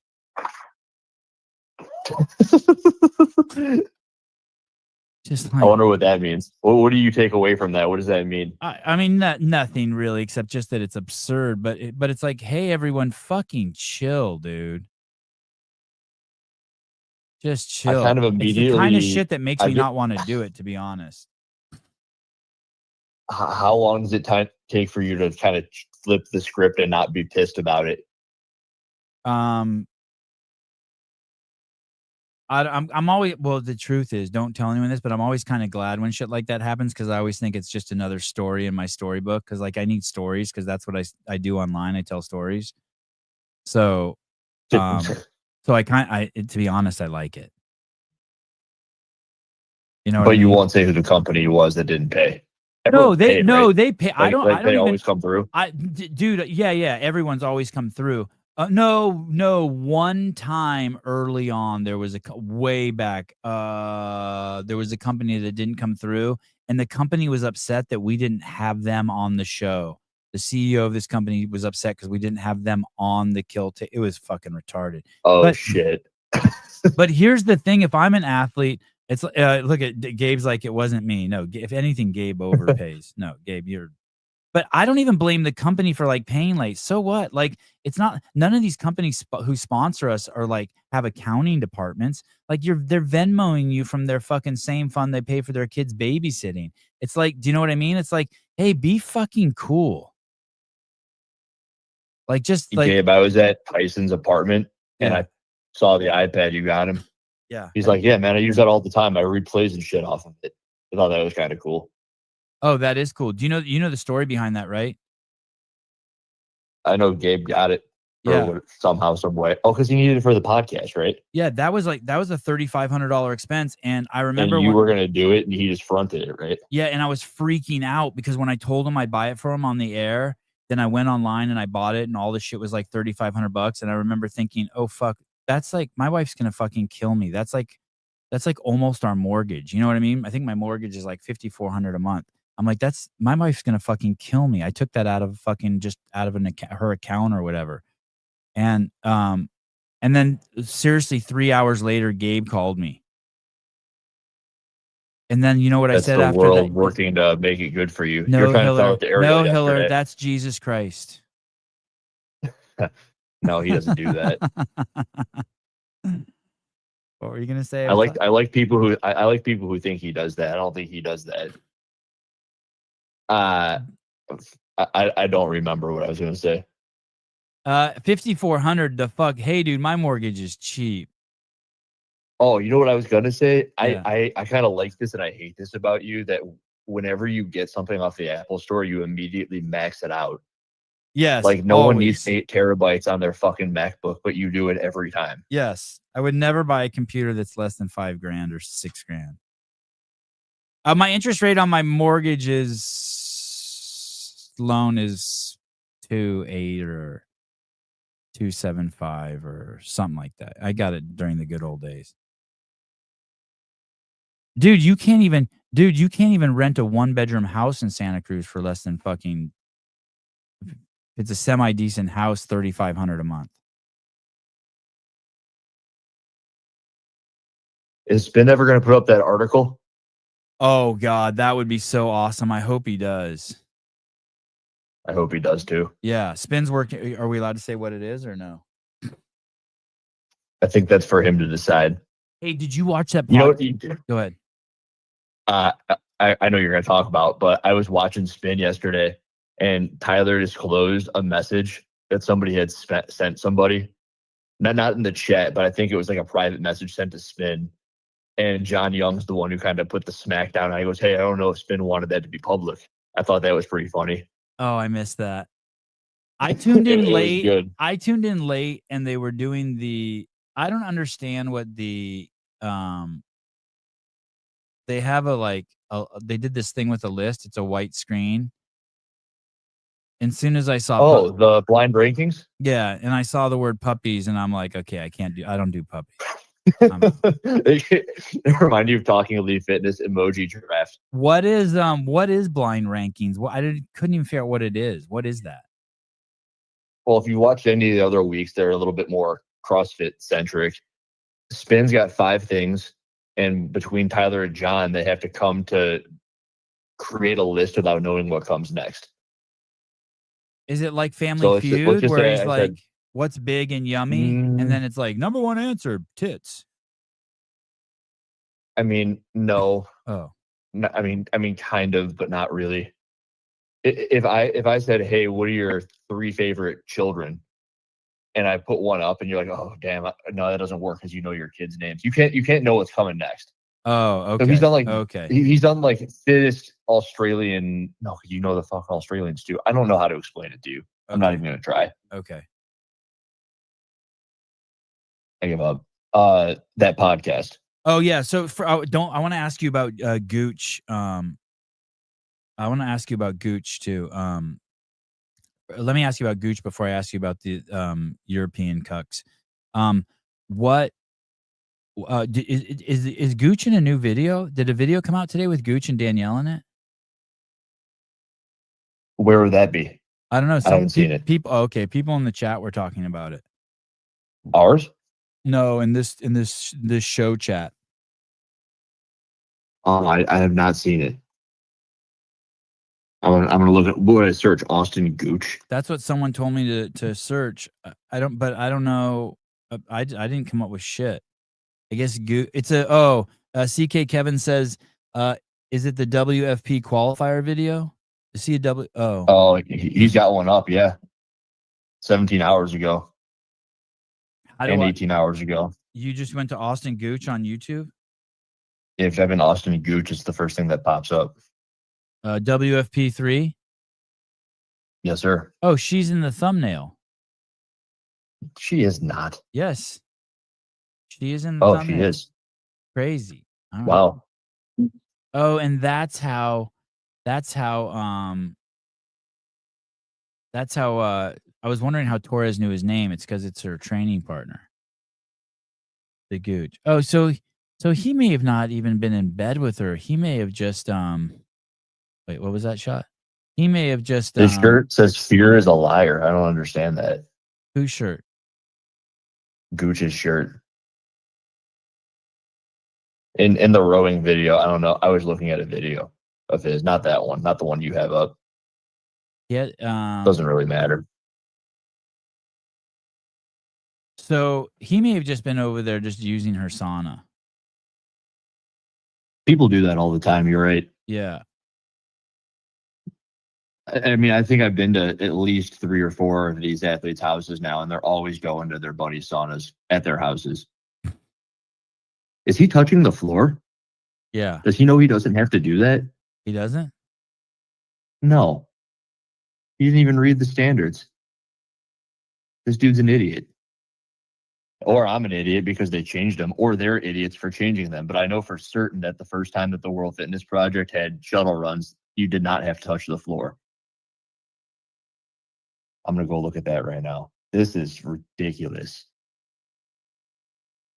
How could they change that standard? Does Danielle have to do these or no? No, she's a pro.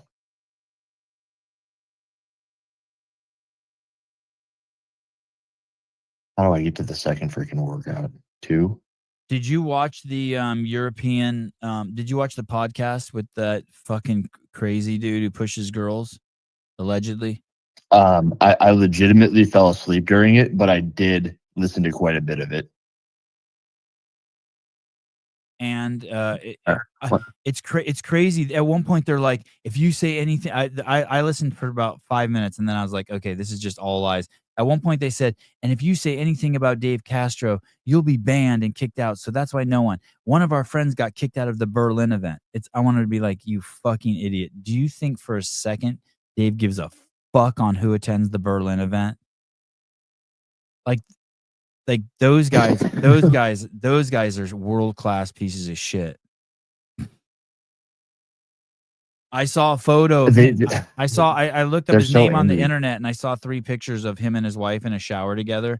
And it was one of those showers where the nozzle comes off the shower and he had the water on himself for all 3. I'm like, that sums that dude up.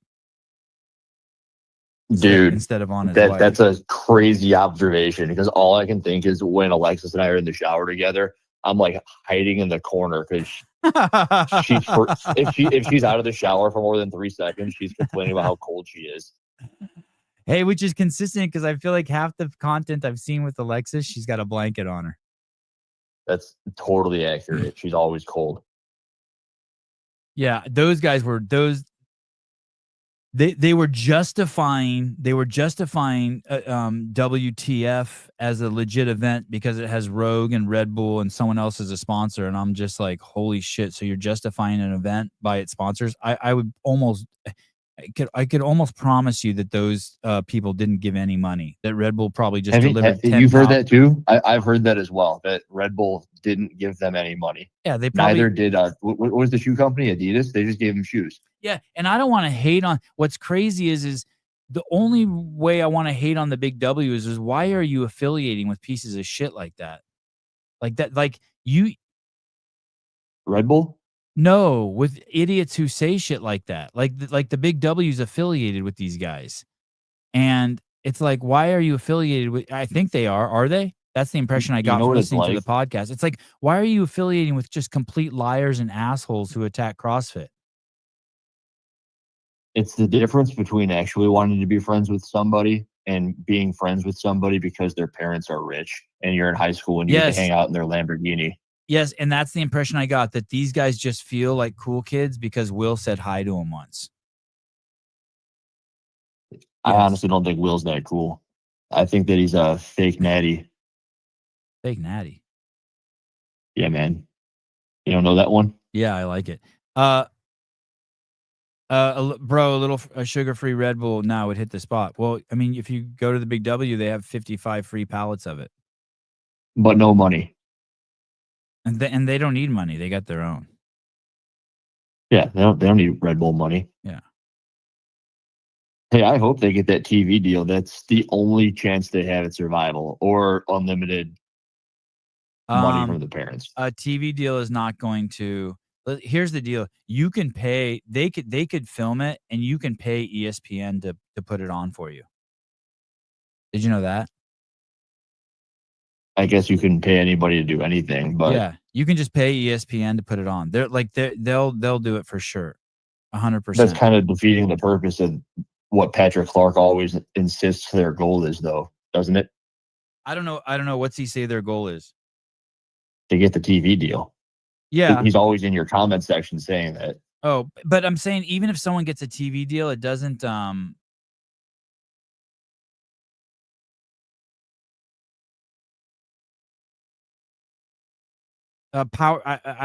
don't think Power Slap has a TV deal, and they're bigger than anything the Big W will ever be. I just think that the metrics people use for success are just fucking insane. I know you're not arguing with me, but it's just like getting a TV deal does not mean anything. Just because this isn't fucking 1982 where you were on TV. What do you think the metrics they're using for success are or should be? How many people they get to sign up for their events and what they bring to market, how happy the fans are. I mean, if you're bringing something really to market, you're bringing something to market. I mean, it's when I had Ariel on, hold that thought. When I was watching some of Ariel's videos the other day, and before she came on, and one of the things she came on is, I'll do any videos or anything that the fans want. She said she was making videos with Dylan and they weren't as popular as some other kind of videos she made. And she goes, so I just make these now because I want to do what's most popular. Now, that being said, maybe there's limits to what Ariel do. Maybe she will or won't do OnlyFans. You know what I mean? Like if she wants really the most views. But I do think that Ariel would play video games if she thought it would grow her channel. And I'm not saying that's the way for everyone, but if the Big W wants to grow the sport like they said they want to do, then that's what they would do. They would do things that brought shit to market, that made people happy. Having people work out in shadows when the whole premise of the sport as a visual experience is to watch people with beautiful bodies work out their bra and underwear and then have 20% of them shown and 80% in pure black is idiocy. I mean, they don't know what they're doing, dude. If a UFC fight did that, it would be fucking nuts, dude. If a UFC fight used that lighting in a fight, dude, everyone would want their pay-per-view money back. You can say all They you did want that it's anyway cool. after the Jake Paul fight. What? Say that again. Or was it Logan? Whoever fought Mike Tyson most recently, they wanted their money back after that. Either way, that one they should have done there. And I'm not dogging. Like, if you like that lighting, cool. I like that lighting too. If you think it's artistic, I think it's artistic too. But I would go on. But it's a sporting event, and it's just like, and that's indicative of just how they're running the whole thing. It's not by the fans, for the fans. Anyway, sorry. What were you going to say before I went on that? I had a new thought. Have you seen the hot crazy spectrum? Yeah, it's cool for right? chicks, Yeah. like as you're dating them. Yeah, I kind of think it's like that with giving people what they want versus what they will get the most viewership on in return. And like you as a person or a creator, like you're talking about Ariel, and it's like there's an awareness to it, I think, which might be a third dimensional proponent to the hot crazy spectrum. It's like, do you want to do it? Do you know you don't want to do it? Are you willing to do it for more views? And also, like, are you aware it's not going to give you views? The hot crazy spectrum for content creators. Does that make sense at all? Yeah, and totally. And you know what's interesting about that is, I know you like to say you'll do anything for views, but I think that most people who do anything for views don't get the quality of subscribers that you get. And so there's also that. If you'll do anything for views, there's a chance that you'll get really, really shitty subscribers. Correct. So, it's but like you've been able like to manage that spectrum. You've been able to manage that spectrum. Like, you don't really do. I mean, you know, if you really wanted more views, you would have Alexis have a nip slip in a video. Right. You caught that one or no? I did watch the one where she was in the wife beater in the cold garage. Yeah. I think I turned the camera on and I'm like, hey, we're going to do a video right now and see how this goes. Clydesdale Media, they have to be shooting for a deal with Red Bull TV and partnership. Red Bull has fuck you money. Hey, the reason I brought up that model I just created was because I was listening to that podcast and the guy, what's his name? Roger? I don't know what his name is. Gilroy. I just saw his last name is Gilroy. Gilroy. And he has that stupid fucking Scandinavian accent. Go ahead. He's had me blocked for a bit, but he's the one who said that they're too busy they can't digest all the content because they're so busy being creative, which led me to seeing everything they've ever put out. I've seen everything they've put out, legitimately every bit of content that they've put out. And if he's looking at that spectrum, he's too far on the side of what he thinks is correct. And then no one wants to fucking watch it. And it shows. And it's destroying them, actually. His creativeness or lack thereof. Hey, and he's clearly a tool. He's clearly a poser and a tool. But another thing that I found interesting is that podcast probably is going to get like 10 views. But what's crazy, what I don't think people realize, is we're like ants. Meaning, if you leave something out, someone in our group is going to find it. So you know what I mean? So you know what I mean? Like if you have a dead fly on a windowsill on a hot day, and ants are going to come and find it and carry it away and eat it until it's gone. So if like I threw a piece of cheese in my backyard, within minutes there would be a trail of ants to it, and that's what we are. So that people should be thanking us. That they should do a whole podcast thanking us that we found their obscure, retarded fucking conversation. I mean, everything, the vast majority of shit that other people are putting out is so shallow because they're not like ants. They don't really know what's going on in the space. Not like ants. No. We're like ants. We see everything. We find every nook and cranny. We're constantly looking for fucking things to talk about in content. Scott Schweitzer, they have only put out one piece of content that competes with what today's CrossFit is putting out, and that is not great. What is their media thing? What's it called? Scandinavian Cucks.com? Oh, I have no idea. It was something in a different language. Something with fitness in there. Unfiltered fitness. And if you're worried about the athletes, if you're worried about the safety of the athletes, why the fuck would you have an event in Sweden, which has more bombings than any non-war country in the history of fucking planet Earth? Jesus, dude. And that's 2024. They had 317 bombings. In 2025, they're going to break that record. Like, what are you doing? You know, Denmark has closed the border between them. You know, Europe, like you can just flow back and forth between the borders. I think Denmark and Sweden, I read, they've closed the border. The Denmark cucks don't want the Swedish Mohammeds coming in. They're scared. Jake Gazan, I need to say I really love Will, Jackson, and Bella. I've known them for 3 years, and the family is amazing and extremely generous. I've had nothing but great interaction with Will, and I fucking love filthy rich people, like to death. I love people who have, and just rich people are cool. I met Ryan Husband at NorCal. He was nice. So he was setting up his booth, and it was the first booth in Vendor Village that was closest to the where we were doing the broadcast. And as I was walking by, I made eye contact with him. Is he he's his long curly hair? Yes. Yeah, I did. Flowy, more so than curly, I'd say. Yeah. And what's he do? He's one of the owners of WFP? Some affiliation with them at that level. And he has that clothing brand. I think it's LRX. Okay, he was working in a clothing booth. Okay.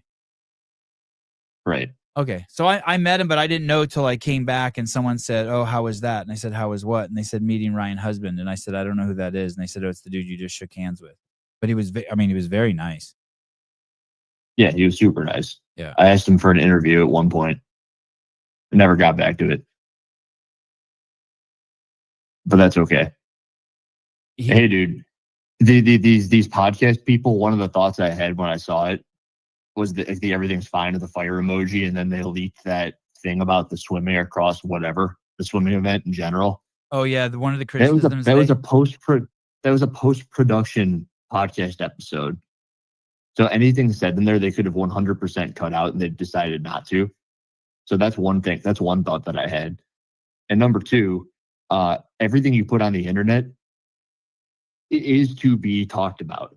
You don't put things out there to not be seen or discussed, which I thought that pretty strongly when it came to what Andy was doing and saying on that podcast. I am going to. You're going to say these things. Here we go. Yeah. Well, I don't think they really care. Hey, do you think that Spin should change the article to say Taylor Self? I haven't seen it, but I'm assuming, does it say PEDs? Taylor Self banned for PEDs. Maybe you should say banned for BPC 157. The reason why is I got a text from an athlete today and go, I can't believe fucking Taylor was banned for doing steroids. I'm like, what are you talking about? He wasn't banned for doing steroids. It's crazy. And so it made me realize that this El Chama guy from England he posted something about Taylor doing steroids. And correct. He said he writes all the shit, and it's because he didn't read the article. He might not be able to read. He may have dictated this like to some girl he's fucking. But he says, imagine having, this is on your Instagram account, imagine having a CrossFit Athlete Council and one of your board members gets banned from doing the open for openly admittingly taking steroids. Hey, dude, if you like, here's the thing. If you were an athlete, you should be like, imagine banning an athlete and not testing them. That's how stupid the athletes are. Like, if you're an athlete, you should be like, what the fuck? How are they banning this guy? But then on top of that, he thinks Taylor did steroids. That means he didn't even read it. It shows that a lot of the stuff that he's insinuating, I mean, people go, the sentiment of what he's saying is true, although it wasn't steroids. He's still on the athlete council, blah, blah, blah. And I go, yeah, but you're dealing with somebody who hasn't done the bare minimum research to know the topic they're talking about. Someone writes, wait till you find out he was on steroids before going to Invictus. Oh, who's that? El Chama? Yeah. I mean, dude, Jenny had something in her stories that was pretty crazy. I mean, of course, it's one message from one person, and it's different than the person in that message, but I've gotten a handful of people reaching out saying that as well, and it's killing me that I can't go back on his private page and look Why does he have you blocked? Yes. Al Chama has you But I blocked? do know that he is quite a bit weaker than he was. So I think he hit something like a 350 clean at the games Yeah. in 2022, 2023, whatever year they won. And I know that I saw him struggling to high hell with a 305, what was like maybe a year later. And I'm like, dude, that doesn't go away like that. It's always the people in glass homes that throw stones. Oh yeah, this town that they're having the swimming event in. Here's a bombing that they had there. Jeez. Wouldn't that just be something? Oh, that would be crazy. They threw an event where there's bombings.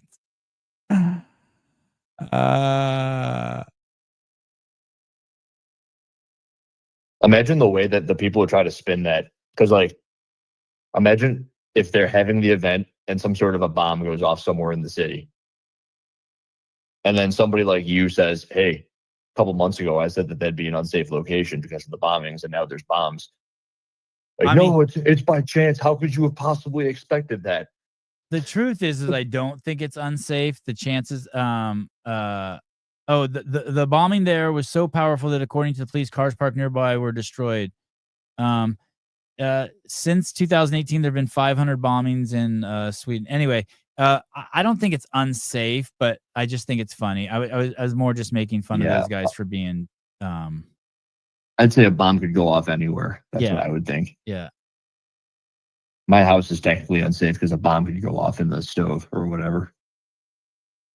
But there are a lot of bombings there. Hey, is this Jenny thing? Does she talk or is it a post? Not this one. It's a talker, yeah. Oh. And no, it's not. Maybe you go too Just forward. reading through Mr. Now look, I know there. Oh.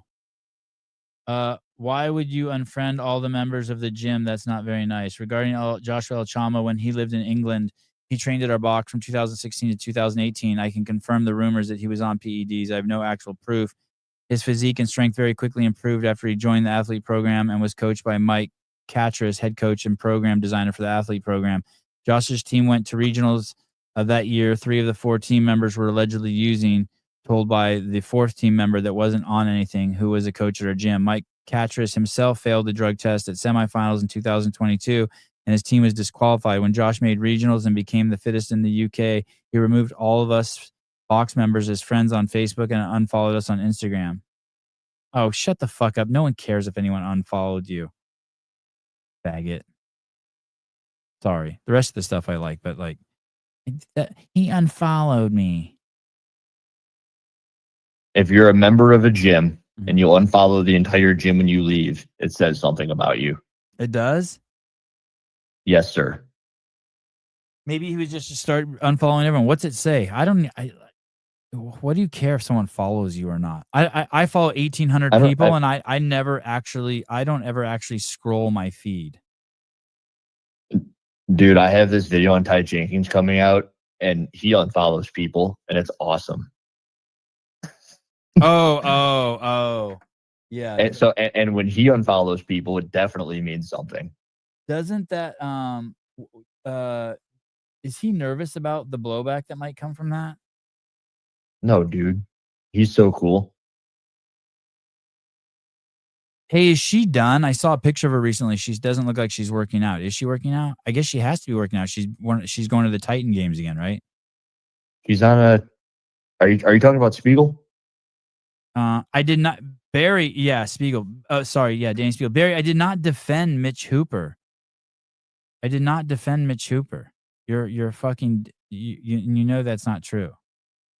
I just don't think that if you're fucking people in your marriage and you have a kid, that your wife should go publicly with it, especially a week before you're about to qualify for the world championship. I don't think that that's like a. I think she should have. I think that was awesome. Fuck yeah, dude! Come on. No, Hiller. Dude, it's your team, dude. It shows your true character. It's a team. You're reacting to that other person. You're being a douche because they were a douche. I mean, if your intention is to hurt them and yourself, it's like setting off a grenade and like, fuck it. If I can't have everything perfect. I'm just going to pull a grenade and blow us all up. That's the way I see it. Hey, do you think that what Torres did is cool? I liked it. Oh yeah, I liked it too, but I like stories. Well, would I do that? It depends on how far I've been pushed. Yeah, I'm not saying that it couldn't happen. Do you think in hindsight, Mitchell Hooper's wife regrets coming public? Let me ask you that.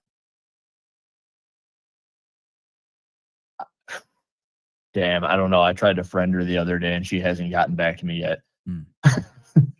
But isn't her shit I don't public? think I can possibly answer public? that. No, she's private. I can't possibly even know that answer. I've never been in that spot. I just sent you a link, Taylor. Taylor, I was going to I was gonna get off the. I guess Taylor's coming on. You want to come on? Yeah, dude. I can't just get in there though. Here, I'll send you a link. I sent it to the chat. I wanted to watch Schweitzer's podcast at 9, and it's a good excuse to just be in the garden. And lately, he's been fucking he's been letting loose. I know. I've been watching all of those. Yeah, he's at the 1 yard line of being real. It's fucking cool. 8:45. Who's at the 1 yard line? Remember the guy who? Clydesdale Schweitzer's getting like more and more real every show. I've been watching all the 9 a.m. shows. I try to get off at 9 and then go in the garden and listen. Eat tomatoes and green beans while he pontificates. Dude, we planted 7 tomato plants, and I hate to say that we've had to throw out like 20 tomatoes because they make so many fucking tomatoes. I throw away 1,000 tomatoes a year. They just sit on the ground and just new plants sprout. It's crazy, dude. We have so many. You just got to make salsa, dude. What's wrong with you? Yeah, there you go. Lizzie, we got to make salsa. Hey, if you could also buy a dehydrator, they're cheap on Amazon, and dude, you can dehydrate them. They're kind of a pain because you got to cut them all in half, but they're so sweet after that. It's like eating candy. Dehydrated tomatoes? Yes, it's so good. Make pasta sauce, not dehydrated tomatoes. Don't do that. Don't listen to the dude who's actually done it. I love pasta. Olivia said it. So, do you think Spin should change his article to BPC 157 instead? You were banned for PEDs. Because people, like a lot of the athletes can't read. And so they're just thinking, they just see that someone tells them that and they're like, he does steroids. Booga booga. Taylor, you're fucked forever, just so you know. Are you going to get kicked off the are you going to get kicked off the athlete council? What would that look like? How would they do that? Why would they do that? If I would think you'd be more valuable. Now you have more experience.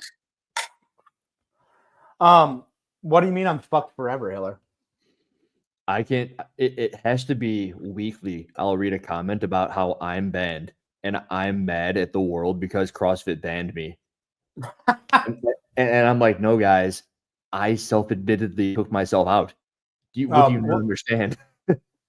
What you think? I got in a huge fight with someone yesterday, by the way. Huge. I have to tell you about it off the air, Taylor, because they're like, he cheated. I'm like, what would cheating mean? Be like, he took drugs. I'm like, and then I put them in the corner. I'm like, he used a banned substance. I'm like, before the event? And they're like, yeah. I'm like, no, he did not. That's what's even fucking crazier. You weren't even. You took. He thought I did it before the Open. I got into this massive fight with this friend of mine. Massive. I'm losing friends over this. It's like BLM. Oh, it's just people are they just don't know. Taylor, don't text anyone. Don't be reactionary. Okay. Be cool. Okay. Be cool. Be cool. I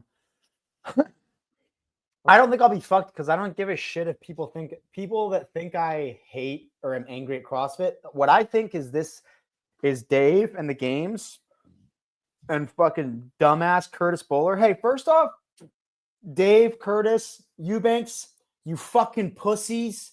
You never emailed me back. I asked you a question. Show me in the rule book where it says I'm not allowed to say that I'm taking banned substances. And you fuckers just ignored it and slapped a 4-year ban on me without telling me. I had to find out from fucking Spin. That's some pussy ass shit. Pussy ass. Dave. Hey, all they care though, but they have a process and all they care is whether you appeal or don't appeal. Right. And so but anyways, they're just fucking pussies. And then What I don't care about though, or what I think is great about it, is they gave me a superpower.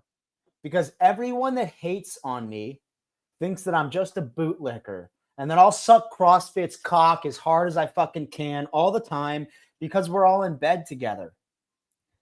And the superpower they just gave me, or they pay me, and the superpower they just gave me is now I get to say I'm sucking a cock that hates me. So now when I suck that cock, it's 100 times more meaningful because I'm doing it against their will. The Eurocuck said that you and Froning suck Dave's cock. Well, guess And what? Dallin I'm banned and now. Oh yeah, CrossFit and hates Dallin me. and Jason. CrossFit hates me, so I'm gonna keep sucking the cock. I don't give a fuck. I fucking love CrossFit. I love the games, but I love the methodology more. And they're just idiots. It's fine. It doesn't matter. And look, I am taking peptides, so I shouldn't be allowed to compete. But I'm not competing. I'm done competing. I think that's the part that makes me emotional and angry, is all the fucktards that are like, he cheated. Like some fucking, this dumb grid league bitch. It's the gym, not a runway. This lady's fucking retarded. Where do I go to? Is this on Spins? What did she say? I know that profile. She goes, imagine if any other athlete, this is what she said. Just pull up the comments because this is perfect. She outs herself as being full fucking retard about 10 times in this comment thread. It's going to take you forever to find it, dude. This comment section is a cesspool. You just got to look for it's the gym, not a runway. Or another word. This is how you pronounce it, her handle. I think that's how it's pronounced. Tell me when you see it. I need to go this one? There it is. Okay, so let's read the first comment. Just read this first comment. If someone else was dumb enough to out themselves, he'd be calling them every slur he knows. That's crazy. I know 5 people that have outed themselves, and I haven't said a single word about them to anyone, including Dave or the games team. Yeah. So I said that. Multiple bigger names have outed themselves, and I've been quiet like a sweet little girl. That was very courteous. Right. It was very polite. Hector, some even on podcasts named after them. Oh shit. And Taylor then she asked me to out them. And this one time is supposed to make you like a saint. Oh God, can you imagine dating a bitch like this? She's a fucking bitch. He doesn't compete anymore. She's just referring mad. to the other person. Yeah, I'm not even gonna say the name. You're just mad I didn't want to join your grid league team. Oh, that's nice. Neither do I, you ignorant. Don't read it. I won't. Taylor has never used any slur towards anyone. I take offense to this comment. So I said, neither do I, ignoramus, and her response to me was, yeah, because you got banned, lols. Oh my God. I fucking hate her for that. I just stopped responding because it was at that point that I almost broke my phone in half, and I was like, I can't give this fucking dumb bitch any more of my time. Is she a foreigner? She's retarded is what she is. And listen, I'm gonna go to my DM. I could post my DMs. Oh, this chick has some issues. Huge issues. Hey, she asked me to be on her grid league team in March. Yes, I see her around. She's got some issues. She did? Yeah, and I told her no. Grid league's fucking dumb and gay. That's what I said. I've only had positive interactions with this chick. I think she might get kind of wild. Man, she works out hard. She got a great body. No, I think she does steroids, and that's why she's projecting. Oh. No, I don't know. I don't think she uses steroids. Her baby has fetal steroid syndrome. That'd be wicked. If I remember the name right, I think she's pretty hostile. Well, if I were a baby, I'd rather have that than be whatever Sporting Bets has done to her. That's true. Oh 100%, yeah, 100%. Jess, I love you. I'd much rather have you be my mom. 100%. I agree. But also, hey, fuck you for trying to ask me to be on your grid team in March, and me saying no resulted in you copping a resentment that big that you try to kick a dog when it's down and don't even have any of the facts right when you do it, you fucking idiot. Hey, if you're going to comment on a post like that about someone getting banned, also, you should just know it's going to be hostile territory. I mean, like, you're like, Pool Boy's not stupid. He knows if he enters that, like, it's on. Like, everyone who posts in that thread knows it's on, right? I don't know. You know, this isn't ever. This isn't going to be a peaceful thread. This isn't where like you're going to learn some valuable lessons in life or meet friends in this thread. I was throwing grenades in the thread. Someone goes, "What did he get banned for?" And I said, "I got banned for porking your mom." Go to this one. That's hilarious. that's Who do you awesome. think you are, Austin Hatfield, dude? Keep going. Keep going. That's awesome. Keep going. Keep going. Where did I respond to this guy? I got banned for porking your mom. 21 likes. That's not even the one. I said it to another guy too. He said that wouldn't warrant getting banned from a competition. That would just be an incredibly embarrassing flex, as you may call it. What did you take to get extra fit? And I said, I'm taking your mom's fart gas straight to the dome.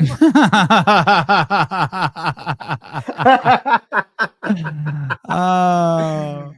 There's another guy that got really butthurt when I said I was porking his mom. Holy shit, this fucking loser Justin Birch actually said something funny. Holy shit. In his defense, I'm sure he didn't know hemorrhoid cream was a banned substance. That was crazy good. I responded. I said, "Is it actually?" This guy is such a hater. Holy I don't care. shit. That was funny. Yeah, I fucking so love funny. him for that comment. I like when jokes have a little. Oh, there he is. What did he admit to? Oh. Porking your. He said, "My mom's dead," and I almost commented back, "I meant before she died." That's my favorite. It would have been worse if you said, "I know." Hashtag necro. Did you listen to the European dudes podcast, the Danish dudes? I just listened to whatever clips were sent to the group. There was one clip. They're fucking idiots. So the Jess Crimson girl, she literally has a PED user on her team. I wonder who. Nice. But it's legal there, right? The grid. Is it? Hey, does it say you can't take steroids and then people do, or does it just not say? Do they not have a PED policy at grid? Does anyone know? I have no idea about grid. Zero. Pool boy's on a grid team. Maybe he knows. Gay-related infectious disease team. Some chick was like, "Well, he openly made a BPC ad," and I said that wasn't Taylor, and she said back, "Who was it then?" And I said it was the Monopoly guy. That was funny. There's a lot of good humor in there. It's crazy that both of you have been banned without being tested. Rightfully so. I shouldn't be allowed to compete. What is the window? What is the window? But you didn't compete. That's the thing. What is the window? Can you do BPC? Let's say I did it when I was. Let's say my mom took steroids when I was in the womb. Am I banned from CrossFit forever? For 4 years. It has to be. So what is that window? Is there anything in the rule book like that? Where's helping when you need them? It says I can compete. It says I can compete in 4 years.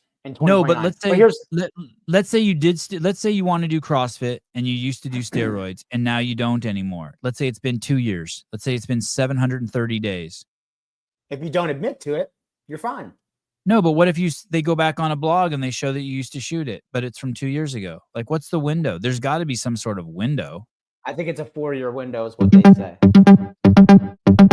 There is a CrossFitter that I would bet that everybody watching this knows. Every single one of you knows this person. And I went to college, and before it was like 2013, this person had Hello, played this football. is Bobby. I'm a moving consultant from Pricing Band. Giving you a call in reference to your request for an estimate for your upcoming move. Great offers that I would love to discuss. My phone number is 786-847-17. That's 786-847-27. Thank you. Hey, Bobby. Bobby? Hello? So Hiller knows a guy who's on roids that everyone knows.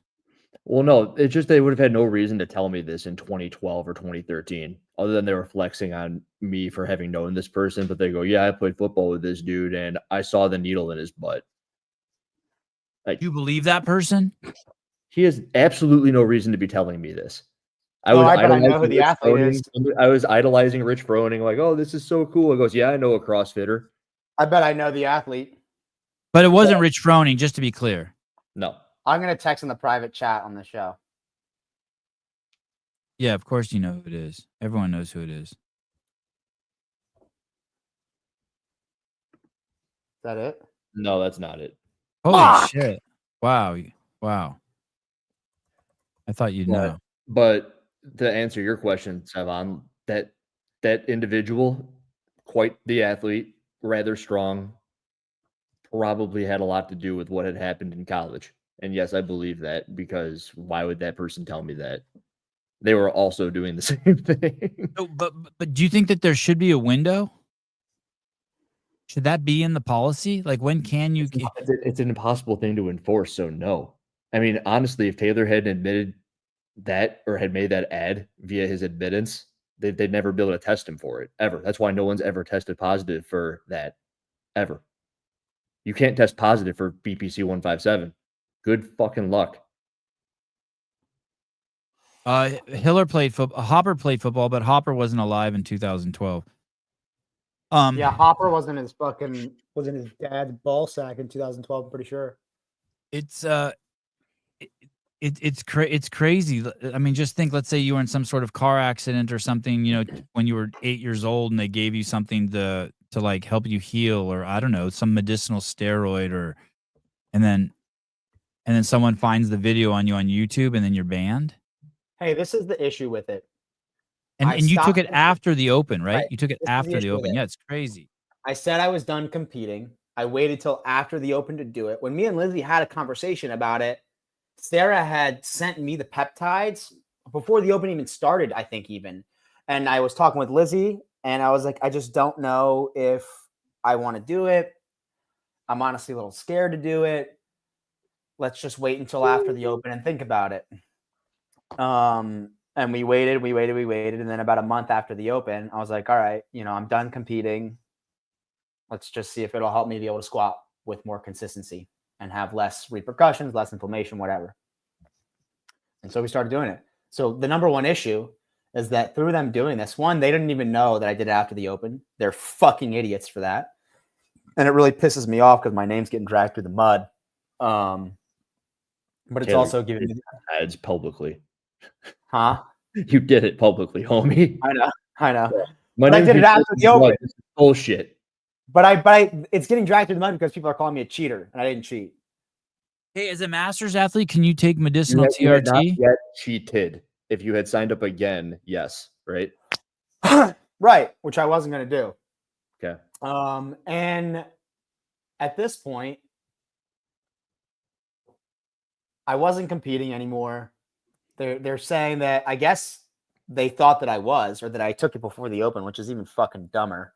No, they don't know and they don't care. That's the thing.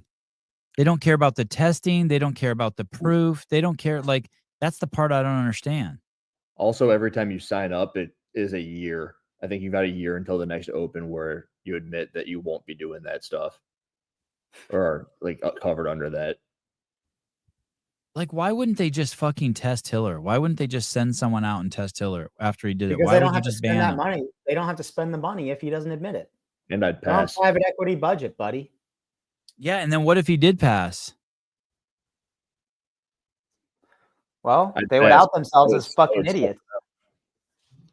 Hey, can masters athletes take drugs if they're prescribed by a doctor? Can you take TRT?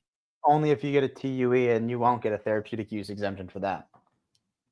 You won't? Fuck no. No. Also, you won't test positive for it regardless. So, Hey, wouldn't it's it- not. Sevon, have you ever gotten a blood test? No, you haven't. No. You've never gotten your blood tested ever. No. You ever had an IV put in? Yeah. Anyone who's ever gotten a blood test done knows it's like $80 or so per test you want done. Yeah. Right? You want your red blood cell count tested, you want your all that stuff.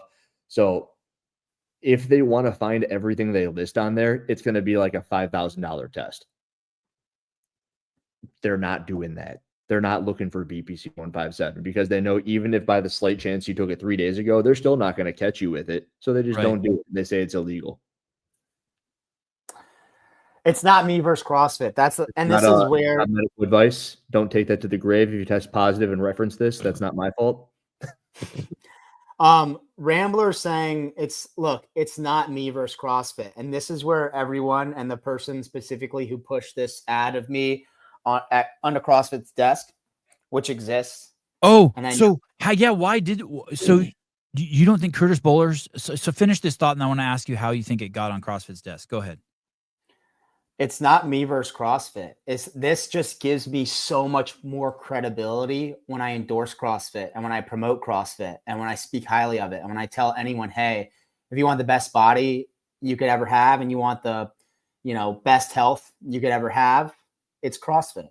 It gives me so much more credibility. So the people who are out to get me and the people who are like, haha, gotcha, or you're going to ruin it for me, you just made it 100 times better. And that's how fucking retarded you are. Why did they ever tell you how it came across their desk? Someone sent them the ad. You don't think Curtis Bowler was watching the show and saw it and was like, no, I know someone sent them the ad. so you think it's the same people? Like, I know Cooper has sent stuff. Cooper Marsh, Fisa Goffey, and Brooke, and Danielle Brand's agent. You think it was him again? I don't know if I think it was Liz Yagad. Or I've been told he does that. I've been told allegedly that he sends clips around. I don't know if it was totally Cooper.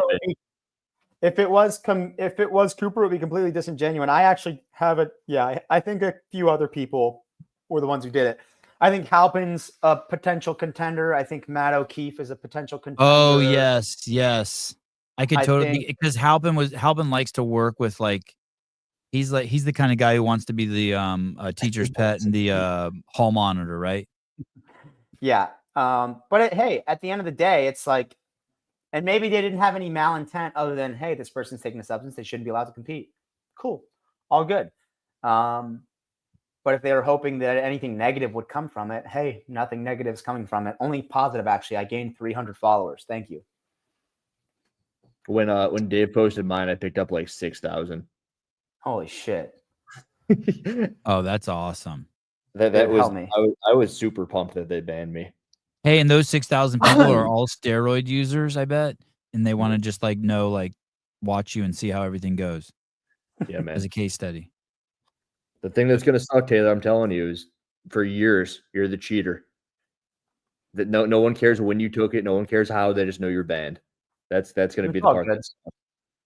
And that's okay. And I think the other part of that, the other side of that, is the people that know the full story are now so invested in telling the truth because they know the full story and it builds loyalty. So, it is what it is. And the people who think I'm a cheater, that's fine. You're fucking retarded. Seven and I were talking about this before you came on. There's like a brief flash of a second where I'm pissed reading how stupid people are. And then I'm immediately like, they don't know when this is good.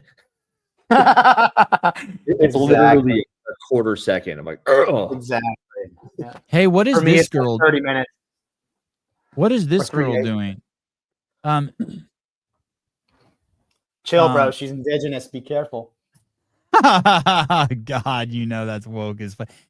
And look, she looks Chinese, and I've always told you the indigenous people of the United States are Chinese. Didn't he used to work with Sevon? Some of your tarnish is getting on me. Hey, dude, if you're indigenous, does that also make you retarded like her? Matt Souza says, nah, never heard of him. Hey, I should ask her, where are you indigenous to? I'm indigenous. To what? To fucking Northern Europe, bro. Oh, same. Yeah, exactly. So relax. German and Polish. I think I'm like Scottish and Welsh. Someone wrote, the rest of the replies, they're just messing with you. Honestly, he's the reason I tune out most of Sevon's broadcasts. Well, you're really fucking me. You have me with a drug user and people tune out. When that person isn't involved, I'm 98% more likely. Isn't that weird? You're in a rare breed. When Taylor's on, the views skyrocket. Yeah, I've noticed it's gone up like 50 at least. I call for immediate removal from the CAC. Open the replies to this dumber. She works for the PFAA. She does? Yes. That's awesome.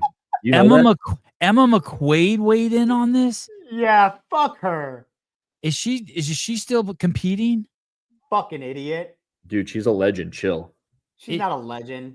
Isn't she an Irish? She's an Irish. I wonder if she's been on this show. Is she an Irish Games athlete? Does she make it still?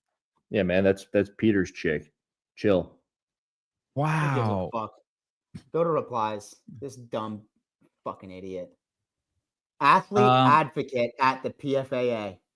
Where do you see that? Oh, Click more. shit. Click more in her bio. What does that even mean, Dana Black? Athlete advocate. Not for you, she's not. Yeah, exactly. Exactly. Oh, you've been in the trenches? You're not in the trenches right now, you stupid fuck. God, she's an idiot. What is that squat thing? Oh, that's her advocating for the PFAA. Is it? Yeah, dude. I think she's gonna squat and squirt shit out of her ass right here onto the floor. No. Isn't rep. that a ballet move? Good rep? Good rep. Just That's barely. called the What's pussy she stretcher. practicing? Is This she is how Noah practicing a Olsen does bear wall hug ball. squat? She's practicing a bear hug squat with Sporty Beth. This has 6 likes and no views. If she changed it to "I'm Noah Olsen doing wall balls," it would skyrocket. Oh, She's here an she athlete advocate. is. There a single she talks about supplements. I wonder if she's on Ozempic. All right, go back to the Damn. comments, dude.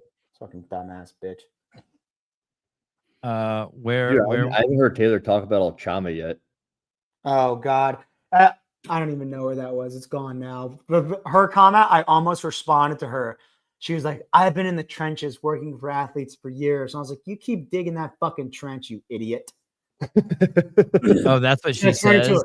no, yeah, and I didn't respond, but I wanted to say, "You keep digging that trench, it's going to turn into a grave for the PFAA, you fucking dumbass." Hey, that reminds me of these dumbass people on that whatever podcast in God knows where, Germany or whatever, with the WFP. They're over there like they're so negative. They don't do anything positive. And no one's going to hear their podcast because they haven't done anything at all, ever. Like no one will hear what they're saying. No one gives a shit about them because they haven't. I mean, Taylor was a full-time coach when he started. I had 20 freaking people that I would work with when I started doing this. Every single person on our crew works for everything we've got. Except we're paid by CrossFit. Except we're paid by CrossFit. So it just The really thing about pissed me off, and they're like, they're no good for anything. How And is she a fucking athlete advocate and she's fucking demanding you get taken off the CAC when you're an athlete and it's clear she and I doesn't got even- banned for something I wasn't tested for out of competition when I wasn't competing. So it's just all of these people. What's crazy to me, it's hilarious. They're exposing themselves for how fucking stupid and hypocritical they are. Anyone who brought an issue to me that was pertinent to someone like Ellie Turner, for example, or Justin Monteros, I didn't go, no, I'm not going to help them. Fuck them. Any issue that was brought to me on the CAC, I took it straight to Dave and Becky Harsh, no matter who it was coming from. But if it's the PFAA, you can bet your fucking ass. If it has to do with me or any other athlete they don't like, then fuck you. Yeah. Just like this. The only important thing the PFAA ever did, and calling it important as a fucking mile stretch, is making pull-up bars taller because Brent Fikowski's the founder and he's tall. You fucking idiots. Are you going to say something, Heller? I just like that. No, Hey, the man. athlete advocacy thing is crazy. And Taylor's an athlete, and she's coming after him. Like if you say athlete advocate, it's all athletes. And hey, here's the thing too. I can't imagine them kicking you off the CAC for this. The two aren't related. But if for some reason they did, just think of how much more impotent that would be to facilitating change. I mean, everyone knows who's in the CAC and everyone knows who's paying attention that like they're listening because you're there. Like no one else is doing CAC meetings and then going on a podcast that's getting 10,000 views and saying like this is what we talked about in the meeting. They're going to lose. It's a lose-lose for all of the for all the athletes if they do that. Hey, I know you don't care about this part of the situation, and that's fine. But to me personally, the only thing negative that's coming from this is the insinuation that I'm cheating. That fucking makes me so No, angry. if I was you, that would piss me off. I know. I get Dude, that. it's going to be happening for years, and you keep like, no, it doesn't matter. It's going to do it for years. Years. Okay, well, good. And you know what the good part about that is? You're You 90. know what the good thing about that is I haven't had something to be angry and train about in a long time. That's like fucking pissed me off so much. I went and did a workout at like 10 p.m. This is doing it for me. Holy So shit, fucking good. Barbie's just introduced a Barbie with type 1 diabetes. My God. Nice. Dude, I was watching the Texas like updates on CNN about the drownings in Texas, and they had all these live reporters on the ground, and all of them were so fucking obese and in like quadruple X shirts. And I was like, holy shit, what is happening to this world? It looks so, the poor guy looks so miserable. I was imagining how hot it must be down there. He's 400 pounds and he's reporting on dead kids with a fucking quadruple X shirt on. Like those Go are to the my story. I want to ask rape Alkama. Go to your story. Yeah. Alkama. I'll come in your ass. His most recent story where he's like, thanks for Jen Ryan telling me that a peptide is not a steroid. And I'm like, I told you, you dumb bastard. Like, no, that was me. I told you. Who's Jen Ryan? I don't know. It sounds like an athlete. Is she the one who used to fuck Julie Foucher's boyfriend? Well, that was probably Lincoln Park or Lincoln. Hey, Lincoln dude, Brown? everyone at Invictus is fucking each other and shooting up steroids. Allegedly. It is. They're probably doing it while they're fucking each other. Oh, team about to... Where am I going? Sorry, keep going. I've got a big... Oh, here we go. This is where it starts. I said nobody can stop Hugh Janus from doing the Open. Nobody. Yeah, Hugh Janus. Where's it? Damn, I'm wild. I need to watch your stories more. These are good clips you have in here. Oh, here we go. Imagine telling someone trying to lose weight to drink a full sugar Coke, you stupid wanker. Oh, and I started peptides after the Open, after I decided I was done competing. This is what being a fucking idiot looks like. He did make himself look like an idiot. I don't think he can read, dude. He's fucking so dumb. Keep going. I fucking pull his pants down and fuck the shit out of him. Full-time Coca-Cola peddler, a 2021 UK biggest pussy. Jeez. Did you graduate from elementary school? Why did you go private? Oh, did he go private after this? I don't know. I just assumed he did. How long have Invictus coaches actually recommended steroids? He said he didn't want to go to war. Hey, I got an Invictus steroid story. He said, I have nothing to say to a person I do not respect, then goes on to say all of this. I believe you are the biggest prick involved in the sport. Call me whatever you want. Wow. Lastly, have whatever opinion you want. I've never taken a steroid, peptide, or any banned substance. I've been tested multiple times. I'll admit I confuse the name semantics. Semantics? You accused him of being on fucking steroids, dude. But I did not confuse how much of a cunt you are. Well, that's not what. I love being called a cunt, dude. That's Honestly. not what. He got you. It's funny. Go as hard as you want to bash me, but myself and my community around me know my character and know you are the biggest wanker, being extremely destructive in the sport. Wow. All right. Is this him also? Oh, this is what I said to him in response to that. He says, you said you threatened me, called me a wanker and a cunt and a vile human. It appears you personally embody everything that you despise about me. God. This is crazy that you have these. So he says, towards you, yes, correct. And I said, okay, so you're not just a pussy, you're a stupid pussy. Is this guy a Christian? Go back. I don't know. He's fucking fuck that guy. Oh, he goes, haha, bring that energy if we ever cross paths again, big man. And I said, is that a threat? And he said, is it? He's playing dumb now. Hey, yeah. bro, you're gonna threaten me. Have the fucking balls to do it, you fucking pussy. And I said, you think you were hard. You think you were hard. You wouldn't know hard if it was 12 inches long, veiny, full of jizz, and smacked you in the face. Is this dude still competing? No. He's off cycle. That's why he's soft. Wow. Who's this? Someone asked me, would you be so kind to explain why you started taking peptides and why you admitted to it? I'm so curious. Oh. So I told them, posted to my story. Yeah, that's cool. And then here's the people saying Jenny the Dents. testimonials, people saying he's on drugs. Yeah, and that he goes to affiliates and tells them that they shouldn't charge him for dropping because he has a lot of followers and he can tag them and help their gym. The stories about El Chama are pouring in. When he drops in at gyms, he tells people how many followers he has and how his presence will help their gym so he can work out for free instead of being a true community member and paying the $20 to help small business owners in his community. I can't believe these. They're so outrageous. Oh, no, that dude, everyone knows the type killer. Yeah, I know the type, but every time I see it, I just can't believe it. Right, but he is 100% that dude. Bam says, wait, I'm really trying to see Taylor squabble. This is the kind of fighter I am. In high school, there was this guy who I got into a fight with, and I took like 13 punches straight to my fucking face before I even had my hands around him. My face is gushing fucking blood, and I hit him fucking time in the face and knocked him out. But after the fight, my face was fucking, I was like swollen everywhere. He hit me like 15 times.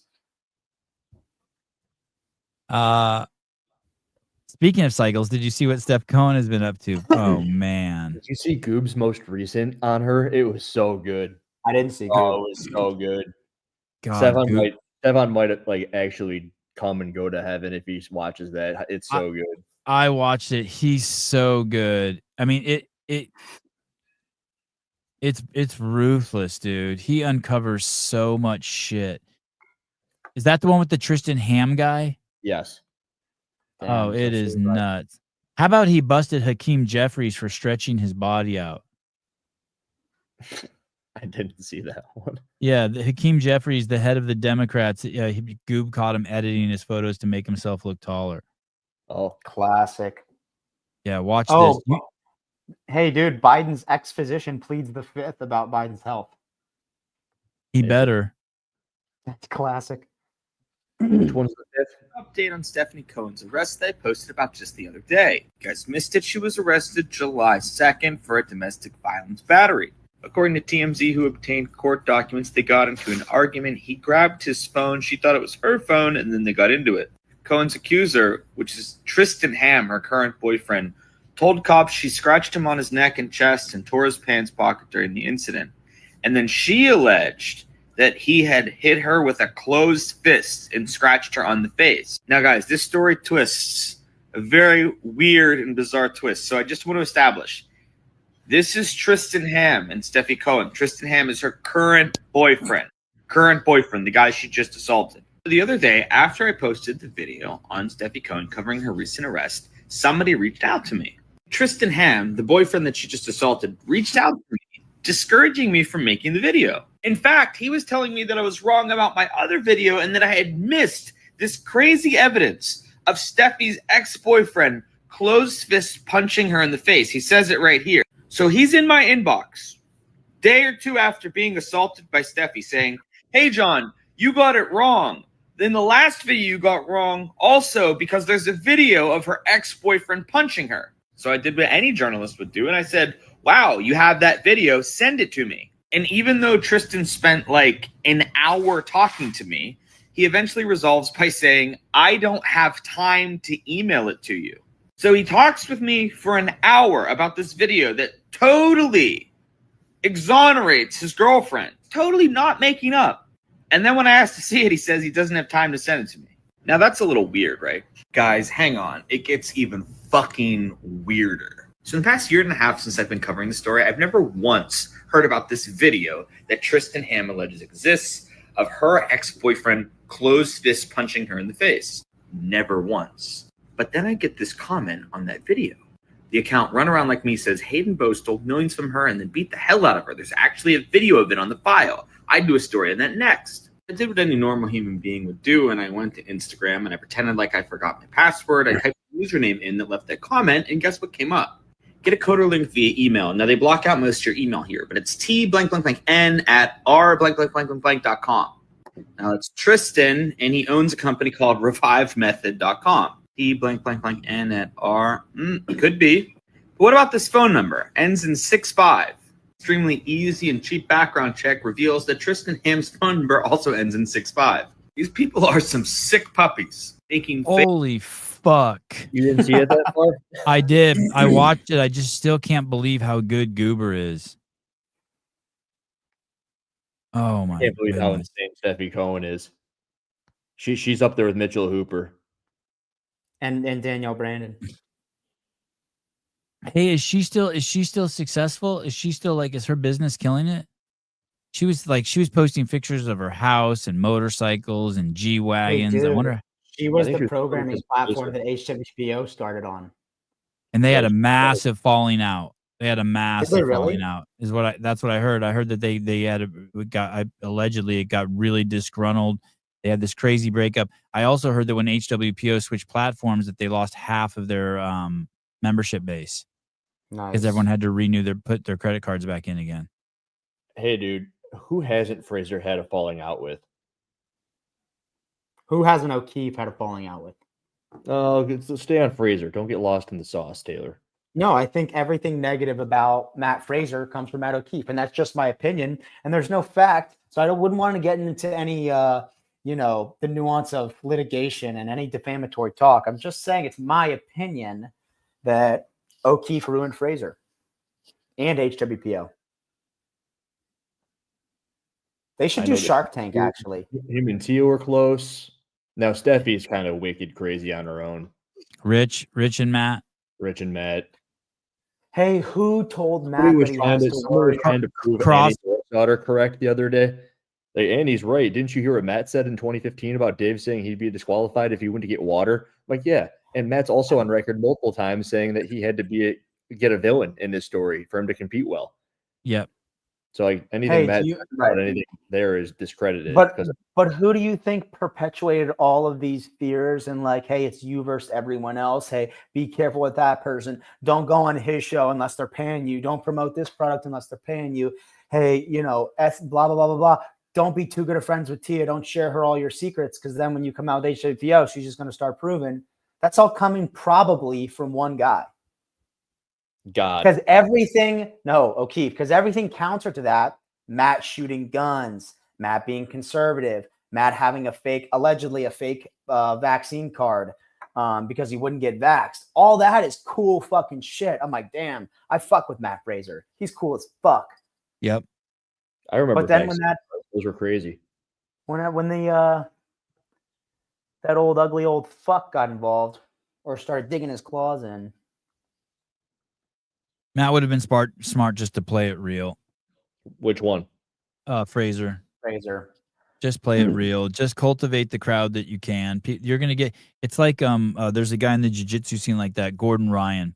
He could have a following that's 10 times bigger than it is, but he has a huge following already, and he just keeps it real. Hey, how many followers does Matt Fraser have? I don't know. I know he lost 32,000 in the past 6 months. Really? 2.3 million. That's huge. Wow. So, okay, let's say you take 30% of that. 30% of that are people who would fuck with him hard if he was true about who he is. So let's say that's 300,000. And then let's just say 1/10 of them are members on his program. That's 30,000 fucking members that you're never going to lose because they're attached to who you are as a person. But now you probably have 10,000 subscribers who are leaving every fucking month because your programming is fucking retarded and no one really likes you because they don't know who you are. Caller high. How's it going? Wow, a real caller. That's crazy. Gonna say you live? Hold on 1 second. Something's wrong with the. Hold on. Hold on. Give it a second till we connect. Hey, he's probably still doing well. Even though, did we find out if the rumors about Podium are true? No, they're going under. What? That they got rid of everybody? Yeah, that they fired all their staff except for a couple people. Dude, those aren't rumors. Those aren't rumors? Caller high. Hey, go ahead. What's up? No, I couldn't tell you anything about Podium. I don't know. I'm kind of waiting for Barbell Spin to release that info. All right. How's everything else? Did you want to chime in? Yeah, I mean, going back to that Frazier thing. So you know that fucker probably better than anyone else. So you're saying that once O'Keefe got involved, he became like a puppet or what? No, O'Keefe was involved from the saying that. start. I'm sure O'Keefe was involved from the start. I'm saying that I think as he got his claws deeper and deeper and started making it more about money and money, and Fraser became more and more of a dick. And a Here, I'll douche tell to you him. the theory. This isn't my theory, but here's the theory. The theory is Matt finishes the games. He's under a shitload of stress just because of what it put him in. Having to win the games 5 times. He decompresses. As he's decompressing, he just wants to fucking be himself and be free and enjoy life. And he starts letting loose and showing more and more of himself. And then the pressure from social media starts to get to him a little bit, like he can't handle the criticism for showing his true character. And then on top of that, he surrounds himself with a bunch of people who want to use his name and likeness to market shit, whether it be programming, supplements, or whatever. And they basically tell him, hey, you don't have to do shit. We'll do it all. We'll do the programming. We'll bottle the supplements. We'll do all that. And all you have to do is smile once in a while, make a post on your Instagram account, and we'll make you $50,000 a month. I made that number up. That's the theory. And so the theory is that he was surrounded by people who wanted to monetize him. And Matt's a big boy, and he figured, okay, I'll do that and make a little bit of extra cash so I can. I know he had aspirations to buy an airplane or something, right? Because he wanted to be a pilot. So that's the theory, that basically he was surrounded by people maybe who didn't have his mental health and their best interest, and more of just a way like, hey, let's milk this. You put in the years of hard work. Let's milk this and monetize some of it. Not to say that his supplements and his workouts aren't great. I'm just saying that's the theory that some people are posing.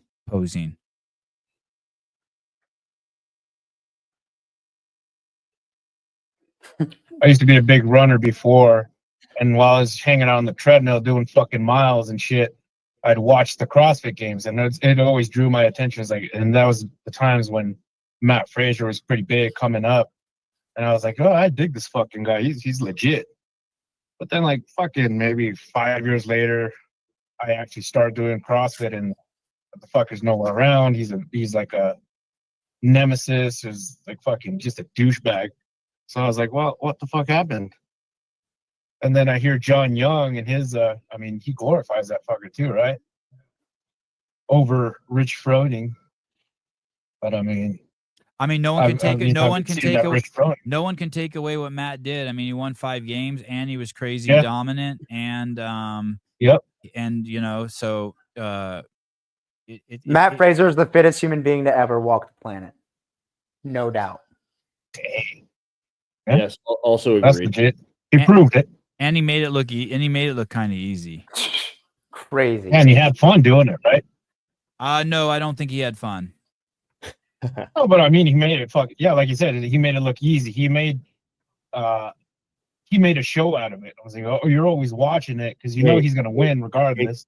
Dumbasses in the comments saying Tia is fit. No, the fittest human being to ever walk the planet is Matt Fraser. Thank you. It'll never be a woman, and it will never be a woman. Who's the fittest person. Oh shit! It's just true. It's not a hey. It's just not. We're not playing the game of equity here. We're playing the game of true equality. If Tia were to do any of the workouts at the prescribed weights or rep schemes or volumes, etc., ranges of motion, she'd that Matt still be Fraser's doing been them. The scales of grace of 135 and 95 are constructed by Greg Glassman at some freaking point and perpetuated through Dave Castro. Like, it's made up. But if you had to lift a rock the same weighted rock, Tia would lose every time, because that would be fair. Right. Yeah. Fair. Well, that's cool. I bet Matt Fraser could win the games pregnant. Sorry? Yeah, I still do CrossFit. Okay, cool. Kind of looking forward to doing that Beat Agent thing. Probably do it this Saturday. I don't know. Just throwing my $5. Saturday? Did you say Saturday? Yeah, I'll probably do it Saturday, but I have to sign up today, or is that too late? Say July 10th, no? You have until 11:59 tomorrow night. Well, tomorrow night. Well, that's good. You got like 24 plus hours. Yeah. Is there going to be like a special shirt for it or what? Obviously, I'm not going to fucking win. I'll probably be looking like Savvy, probably. If you beat Is it Bajent. like in what, 20 minutes? If you beat Bajent, there's a shirt. Nah. Oh, okay. Yeah. You did Yeah, pretty I'll good. give it a whirl. Shit. Where's home for you? Who's going to be? Where's home for me? Yeah. Colorado. A fucking oil field guy. Oh, okay. Oh God, I was gonna say you sound like okay. Got it. No wonder you sound like you're from the name of that town. Guatemala. Yeah, Guatemala, exactly. Anyway, I heard that last time. Any You rattlesnakes? had me messed up with Matthew. Any rattlesnakes this year? Not lately. No, I haven't seen shit. Not this year. It's summer. I tried to do all my work from my truck. Want to hear some good rattlesnake stories? I was gonna guess you're from Oxnard. Do you know Oxnard, California? No. No. Yeah, when I was on vacation in Mexico, I heard you had me confused with fucking Matthew. It was like, yeah, I thought you were out on a cruise. It was like, that's what the 9 to 5 guys do, right? What the fuck? Yeah, sorry. That was fucked up. I confused you with the white meth addict. Sorry. Yeah, I was like, what the fuck? I'm way off that one. I was like, I'm Mexican. Vacationing in Mexico, and then you're thinking I'm over here on a cruise. What's your take on ICE? What about it? What's your take on what they're doing? Do you put it in water? They got to follow an agenda, right? Oh yeah, the other day, one of my coworkers was telling me, he's like, you know how I like my iced tea? I don't fucking know, with ice. I was like, what the fuck, man? Like, no, I mean, yeah, it was kind of, all that mainstream fucking media bullshit. Yeah. Talking about residents losing their resident card, their green card, or naturalized citizens that they're being deported to. I was like, fuck that. I got a green card myself. I went down there, came back, no questions asked at the border. I was like, okay, cool. And that was So recently. you have anything that's since the evil Trump has been president. Yeah, I was sketchy about it before leaving. I spent a couple of weeks down there and came back. What was it? Maybe, I don't know, fucking the end of June. I got back here. Yeah, across the border, nothing happened. Did you get taken to secondary? Nope, no sir. All right. Secondary is always a must, but on airports, traveling internationally. Yeah, I do a lot of secondary myself. Yeah, it's crazy. They gotta check. I do so much secondary when I travel internationally. You gotta check what you got keistered or what? I guess. I think it's just because I look like fucking Osama bin Laden's little brother. You got something up your prison purse? All right. Thanks for calling, dude. Have a good one. Oh yeah, thank you guys. You guys have a good one. Peace. You guys are killing it. We'll talk later. Bye. My prison purse. I hope you're going to use that, Taylor. That was a good line. Deadpool 2. Prison purse. Is that from there? Yeah. I like Meat Wallet. Damn, Hiller knew that. That guy stole a line from Deadpool, and fucking Hiller knew it. I know them all. If I've seen it.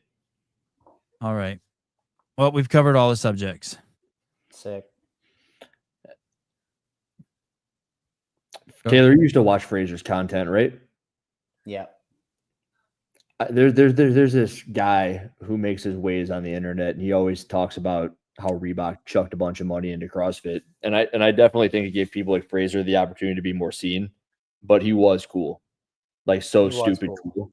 Yeah, and I was watching the Boys Interrupted, and it was Hopper who was telling his story about him and Dallin after Fraser had retired, and they're like running in the woods, and he's barking at him like a dog. And it's like a scary Matt Fraser sort of thing. It's like, where's this guy? Like a horror movie sort of thing. And I just think that the way he's presenting currently doesn't match up. It's like watching Iron Man go swimming for recreation. It's like you don't want to watch Tony Stark do that. And I think that the people around him are making him look silly. Do you think That's what I think. Yeah, I think you think it's repairable? Well, dude, he put up a video talking about how to do pull-ups recently, and it's doing really well on their YouTube. Got like 45,000 views. Oh, okay, that's awesome. So yeah, it's great, and it was in a couple of days, like 3 or 4 days. Well, it would be cool to see that. All right, well, we covered it all. We covered the Gooch, Fraser, PEDs, Metfix, El Chama podcast. Some chick who wants Emma McQuaid. Emma McQuaid wants Taylor off the cack. Is she gay? Is she? No, No. Oh. no. She's got a husband. But I think he's Yeah, paralyzed from the waist down, right? Is that true? He got into like a quad bike accident. Oh, that sucks. If that's true, that's blasphemous. Yeah. All right. Thanks for coming on, guys. What's today? Wednesday? Is Pedro's show on today? Oh, I'm on with the Clintons at 4. Okay. Taylor's on with the Clintons at 4. Hell yeah, brother. What about Coffee Pods and Wads? Doesn't Pedro have a show where like there's people debate shit? You're on the whiteboard. I don't know if that's. It wasn't yesterday, so it might be today. How about Get With the Programming? Eat lunch with Scott. Tomorrow, I believe. We missed that. programming.